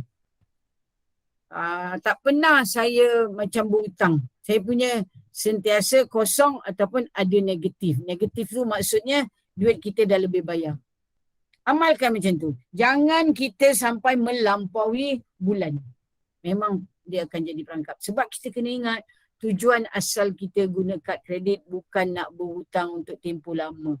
Jangan kita terperangkap dengan bayar minimum. Memang dia kata bayar minimum RM50. Kita punya jumlah hutang ada 1,000. Tolonglah jangan bayar RM50. Sebab dia akan naik. Ni nak ngelak macam ni. Jangan beli ikut hati. Saya kena kejar masa juga ni. Jangan beli ikut hati. Jangan ikut gerak hati. Nampak ada offer. Walaupun saya baru je anak saya cakap, Bu, nak beli vacuum. Nak buat apa vacuum? Vacuum kan ada. Offer dia kata. Offer. Vacuum rumah kan dah ada. Nak beli buat apa? Kata. Dia konon nak beli. Orang dah kerja kan benda-benda nak beli. Walaupun benda tu kan dia beli apa? Tak apa-apa. Setiap kali ada hantar barang. JNT lah, sopir lah, pos laju lah. Saya tanya, ni apa benda? Perlu ke? Jangan ikut gerak hati. Elak ni. Janganlah guna kad kredit tu. Hanya jika perlu dan memang kita berdisiplin untuk membayarnya. Ni yang saya kata tadi, jejak key perbelanjaan. Bila kita catat, saya pernah catat-catat, saya pun boleh, kenapa aku beli pasu bunga gantung ni? Itu kendak lah. Bukannya murah. Saya tengok sampai dekat 300. Apa pasal bulan ni aku beli, dekat sini saya trace, rupanya pasu bunga warna-warni yang gantung. Dia boleh gantung ataupun nak letak. Masa beli tu teruja lah nak guna. Bila dah sibuk, terbengkalai. Patutnya saya tak beli, saya boleh jimat. Tu kena ingat. Jejak key lagi. Banyaknya belanja ni sama mana. Rupanya masa ni, tak apa-apa kita beli, kita banyak beli makanan yang online. Kita beli almond royal lah, tu yang kacang-kacang tu. Kita beli, saya lah tu. Saya beli banyaklah kekacang-kekacang. Lepas tu saya fikir balik, patutnya tak payah beli banyak. Walaupun kita bagi rezeki dekat orang lain, kita patut tak payah beli banyak. Beli sikit cukup. Apa lagi yang kos? Kita jejak key. Kalau kita buat yang nombor 4 ni, jejak key perbelanjaan, insya-Allah kita akan banyak. Lepas tu saya kurang-kurangkan. Ni patut kurang, ni patut tak perlu ni. Contoh, teringin nak makan. Ni contoh lah kan. Ada orang jual rendang maman. Saya suka, saya pun beli. Boleh frozen kan. Patutnya beli satu cukup. Ni beli lebih, boleh frozen kan. Bila teragak nak makan, makan. Tak adanya. Waktu tu memang teringin. Lepas tu tak adanya. Frozen kan, panaskan, keluar masuk, lalas. Maksudnya kalau teringin sangat, beli satu. Cukup. Tak payah beli banyak-banyak dengan niat frozen kan. Bila kerja luar, senang anak-anak nak makan. Tak payah. Tak payah. Okey, jejak key lagi. Beli apa? Tudung. Beli apa lagi? Kasut. Beli apa lagi? Slipper, baju, beg. Apa lagi? Kita tengok ada offer. Towel. Towel berapa ringgit? 3 live free 2. RM100. Benarnya tak payah pun nak beli banyak. Nak buat apa? Ni jejak tuan puan amalkan jejak perbelanjaan ni paling bermanfaat tu. Bersedia. Ni kita kena ingatlah balik macam saya sebut tadi. Mana tahu kita hilang kerja, ada penyakit, kecemasan, kita kena tengok hadapi benda ni. Ni risiko insurans, kita beli insurans. Kenapa kita harus ada insurans? Contohnya, saya ambil contoh, ada sahabat-sahabat kita yang pergi keluar negara, tiba-tiba sakit, nak bawa balik tak boleh, insurans tak ada insurans. So, tak ada. Ataupun mungkin kecemasan, kita aksiden dan sebagainya, tak ada. So, susahlah. Ada risiko-risiko kebarangkalian. Okey. Saya laju sikit. Ni polisi. Kalau boleh, kita belilah polisi insurans yang memang atas nama kita, anak kita dan sebagainya. Memberi, orang kata kita beli jaminan kewangan maksudnya. Bukan jaminan daripada berlaku malapetaka, tapi adalah juga jaminan kewangan. Contohnya, kalau kita ada insurans ni, kalau kita masuk hospital, 1 hari dapat bayaran mungkin. Tengoklah polisi kita, RM50 ke, RM100 ke. Ataupun kalau kita aksiden patah kaki, tak minta patah kaki ke apa ke, adalah dapat. Okey. Insurans penting. Kalau boleh, tuan-puan yang belum ada insurans, belilah insurans. Sebab dia dah jadi satu macam barang perlu, sesuatu perkhidmatan yang perlu. Okey, kemudian elakkan ni identiti kita dicuri. Satu, kad pengenalan kita. Okey, identiti kita mungkin dicuri. Pastikan kalau kita bagi salinan untuk apa-apa tujuan tu, kita garis. Untuk tujuan macam saya selalu buat, untuk tujuan tuntutan perjalanan ini saja. Kadang-kadang kita buat tuntutan terus ke KPM. Kalau kita di IB tak payah dah bagi salinan kad pengenalan. Kalau di luar agensi, di luar agensi kita, kadang-kadang dengan Jabatan Agama Islam ke, dia nak kita claim dengan dia, dia minta salinan IC. Kita tulis untuk tujuan tuntutan perjalanan ni saja. Supaya dia tak gunakan kita tak adalah prasangka buruk, tapi mana tahu dia akan curi identiti kita. Okey. Ni maklumat peribadi. Nombor akaun bank, nama kita, alamat, nombor lesen, nombor kad kredit. Janganlah kita bagi sebab dia boleh dicuri. Scammer-scammer Dia boleh macam mana dia curi Okey. Dia melalui imbasan dan sebagainya. Kadang-kadang ni viral dia hantar ke alamat kita tapi kita tak ada kat rumah, mungkin orang curi. Ataupun lain-lain kaedah. Ini kaedah mencuri maklumat lah. Kalau kadang-kadang orang dalaman sendiri yang memberi maklumat pada orang lain. Jadi hati-hati Dia cuba menghantar email palsu, dia menyamar, selalu tak dapat call. Ini panggilan daripada Lembaga Hasil Dalam Negeri. Anda mempunyai tunggakan cukai 2,000. Saya banyak kali terima. Sedangkan saya sepatutnya cukai yang saya bayar dah berlebih dah. Memang dapat. Baru ni dia nombor dia 012 sekian-sekian. Tolong jangan layan. Ini adalah panggilan daripada ibu pejabat apa-apa benda. Sila tekan 1 untuk bercakap lanjut. Jangan layan dia skema. Masa itulah dia boleh curi maklumat kita. Okey. Apa yang pencuri identiti boleh lakukan?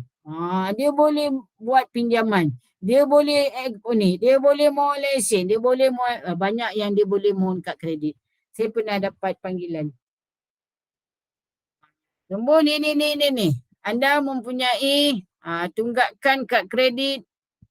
Masa tu saya tak tahu lagi di bank sekian. Saya pun cakap. Saya tak pernah ada kad kredit dengan bank tu lah. Memang tak ada pun kan.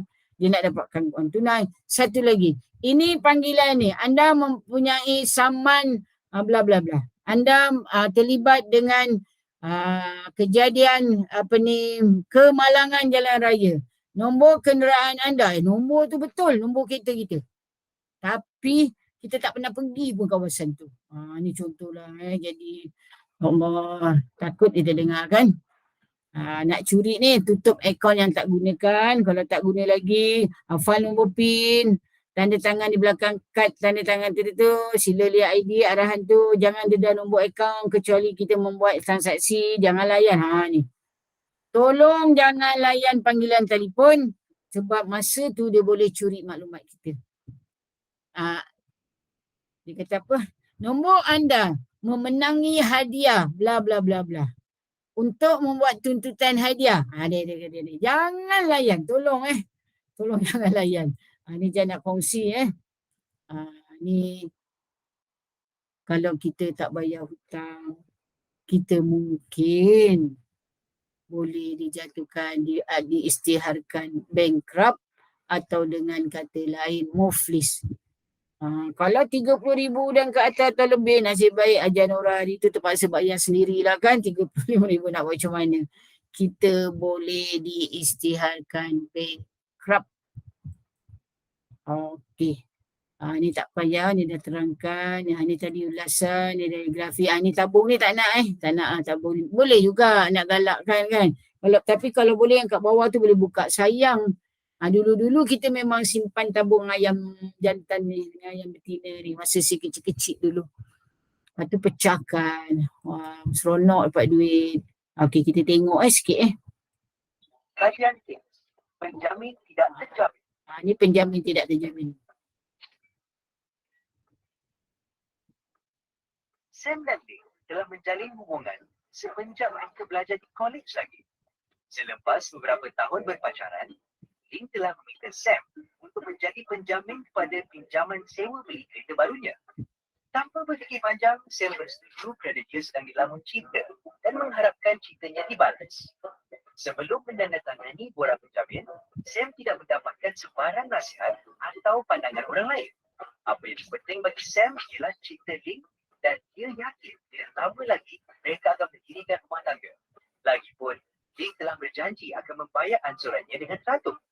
Selang beberapa bulan kemudian, ansuran pinjaman sewa beli Lee sudah mula tertunda.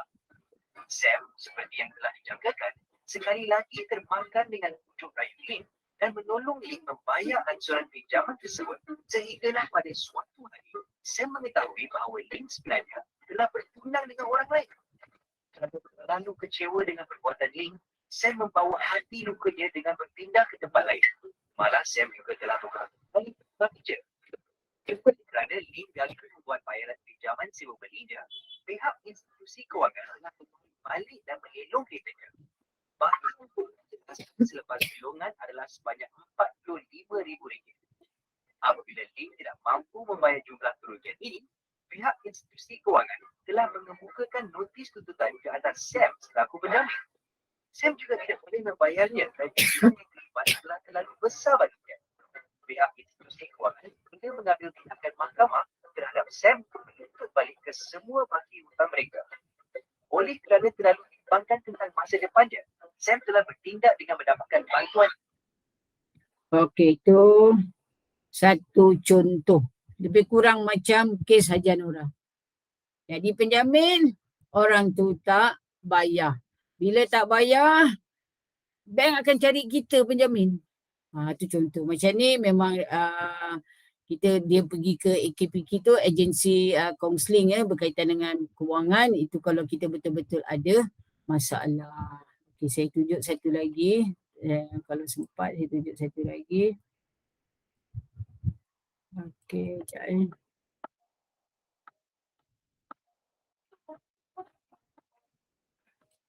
ni formulir ni Amalkan formulir ni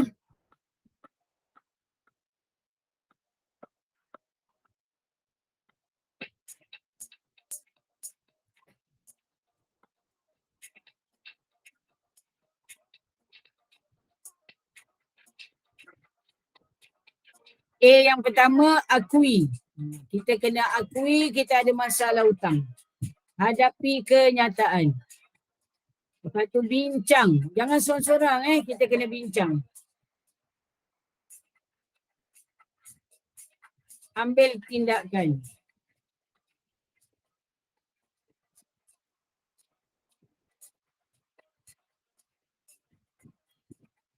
Yang keempat, inilah. Kita hubungi agensi kaunseling Okey.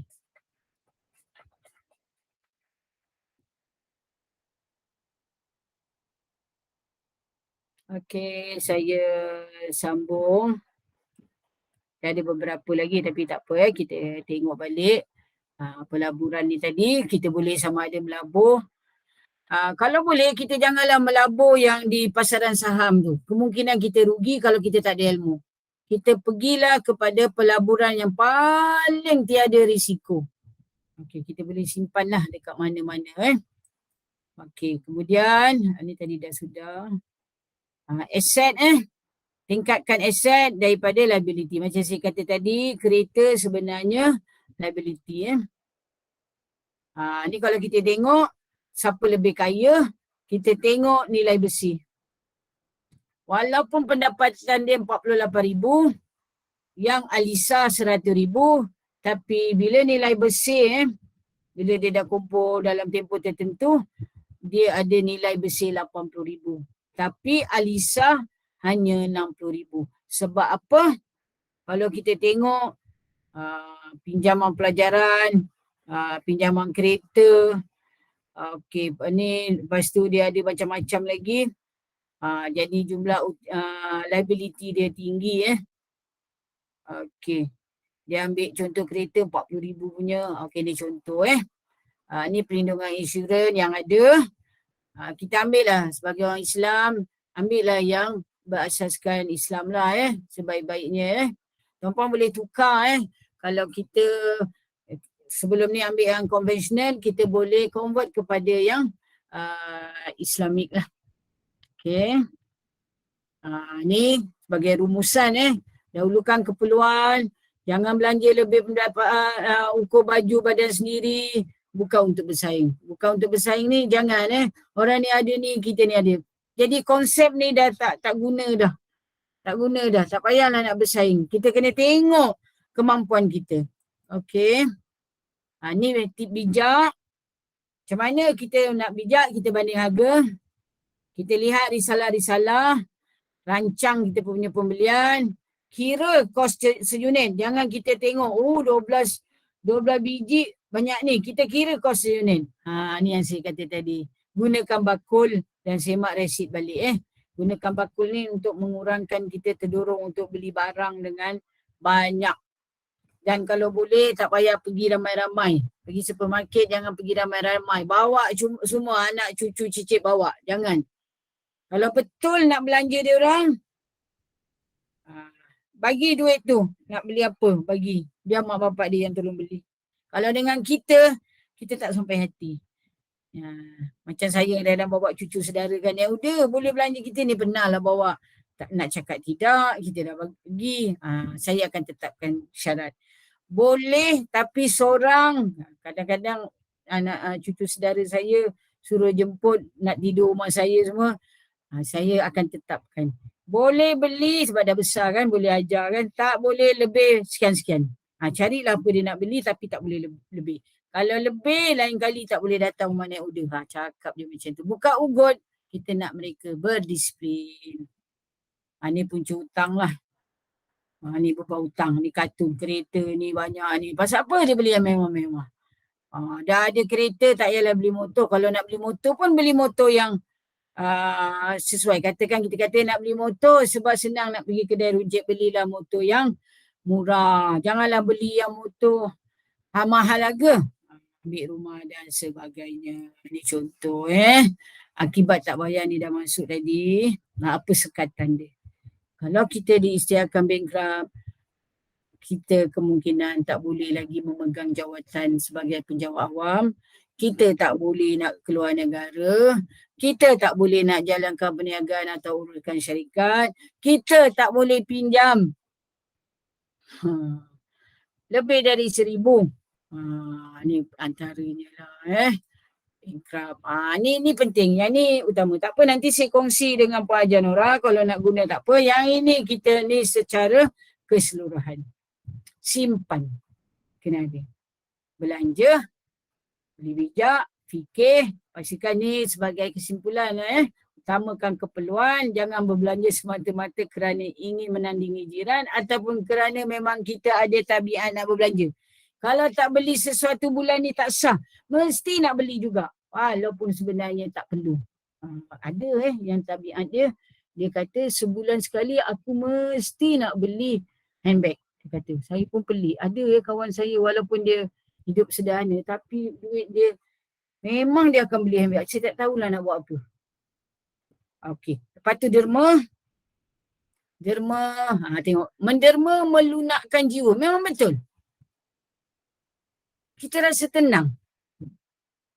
Tambah kita bagi dekat orang yang memang dia memang menghargai. Just kongsi ada dia pernah bagi kepada pekerja Petropam. Pekerja tu siap cakap, ya Allah ya Tuanku, doakanlah. Dia siap berdoa. Padahal yang dia dapat tu taklah banyak mana pun. Dia macam tu. Orang yang menerima tu akan mendoakan kita. Kemudian menerima ni akan mengurangkan kesempitan orang lain. Orang tu daripada susah dia lega sikit dapat dia makan hari ni. Walaupun kita tak tahu tapi dia memang akan mengurangkan kesempitan orang lain. Meningkatkan kasih sayang. Betul.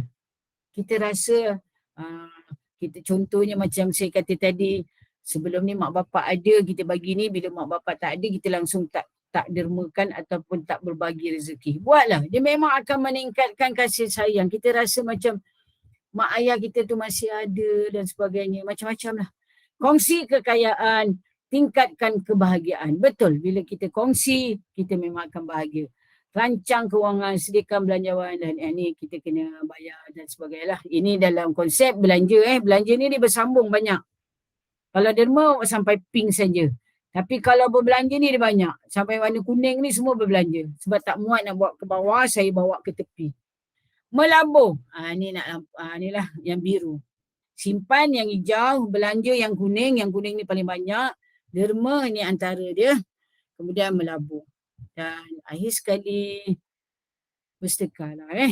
Jangan lupa bersedekah, berinfak. Tidak akan membuat miskin. sedekah tidaklah mengurangi harta. Ni daripada riwayat Muslim lah ni, Abu Hurairah. Sedekah tanda kita syukur. Okey, tuan-puan kalau ada nak bertanya, boleh bertanya. Saya punya slot habis dah. Sepatutnya kita memang ada aktiviti, minta maaf sebab ada kekangan tadi bila nak buat, orang kata nak buat aktiviti kita ada masalah tadi kan, ada yang tak ada orang kata tak ada guna ni. Patutnya kat sini kita akan banyak aktiviti lah.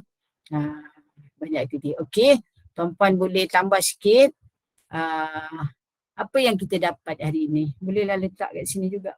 Pergi muka surat yang lain, tulis apa yang anda dapat hari ini. Kongsi dengan saya sikit daripada perkongsian lebih kurang dalam orang kata 1 jam lebih lah, 1 jam 20 minit Okey, boleh tak kongsi sikit apa yang dapat? Sebab ni untuk orang kata apa, just nak respon tuan-puan dalam slot saya. Saya biasanya memang akan banyak berkongsi semua peserta pun berkongsi. Apabila tak ramai ni dia kurang sikit kan, tak apa, it's okay.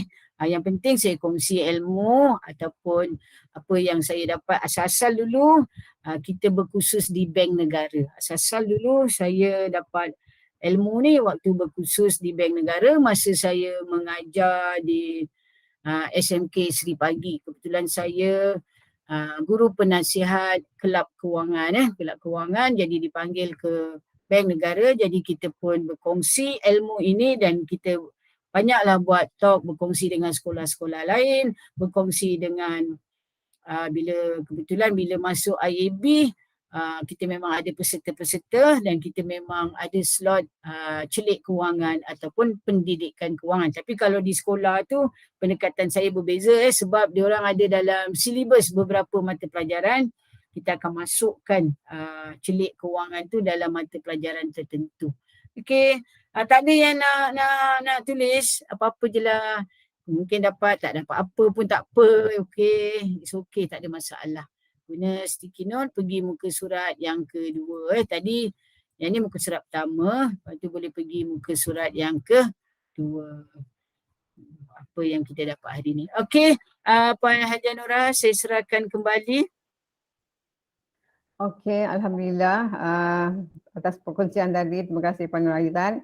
So saya buka kepada ahli dalam grup ni kalau ada nak bertanya apa-apa ke. Satu perkongsian yang sangat baik lah. Naufa pun dah keluar ya. Tak ada yang nak tanya? Tak ada, tak apa. Bahan saya kongsi, boleh ambil, boleh guna, tak ada masalah. Okay. Saya pun nanti saya pun buat recording ni, insyaAllah nanti saya akan sebarluaskan lah rakaman ini dan juga saya akan load pada YouTube saya nanti insyaAllah. Okey, kita pihak NGO Bushra mengucapkan jutaan terima kasih kepada Puan Nuraizan kerana sudi. Bolehlah on kamera nak ambil gambar. Okey. Untuk kenangan saya. Bolehlah on kamera semua. Boleh on kamera semua. Minta maaf lah tak sempat nak berkenalan. Wah, dia dalam kereta ya. Wah, dia dalam kereta. Tak apa, yang penting dapat ilmu kita kongsi. Saya bukan nak mengajar tapi saya lebih kepada perkongsian pengalaman dan apa yang saya dapat daripada saya ucap terima kasih sangat pada Bank Negara. Saya dapat peluang sejak tahun 2005 lagi 2005 saya dapat peluang mengikuti kursus anjuran Bank Negara berhubung dengan celik kewangan celik kewangan. Jadi alhamdulillah sangatlah. Saya ada Nur Hamizah tu tak ada kamera Nur Hamizah? Tak ada. Tak ada, tak apa. Okay, 1, 2, 3, smile. Smile. Oh, dengan anak-anak tu siapa tu? Suruh anak-anak simpan duit. Okay. So alhamdulillah lah satu perkongsian yang sangat baik terutama kalau kita ada anak-anak buah ke yang young parents sebab kita punya kewangan perlu sangat diurus dengan baik ya, supaya kita tidak asyik buat hutang ya.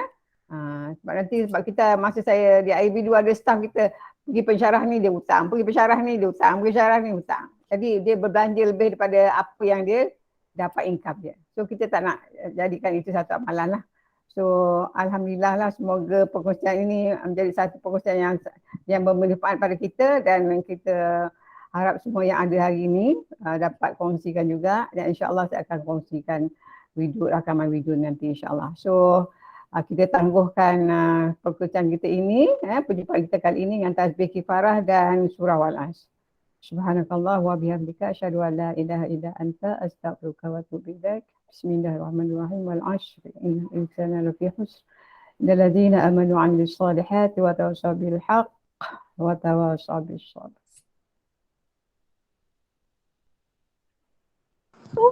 Terima kasih.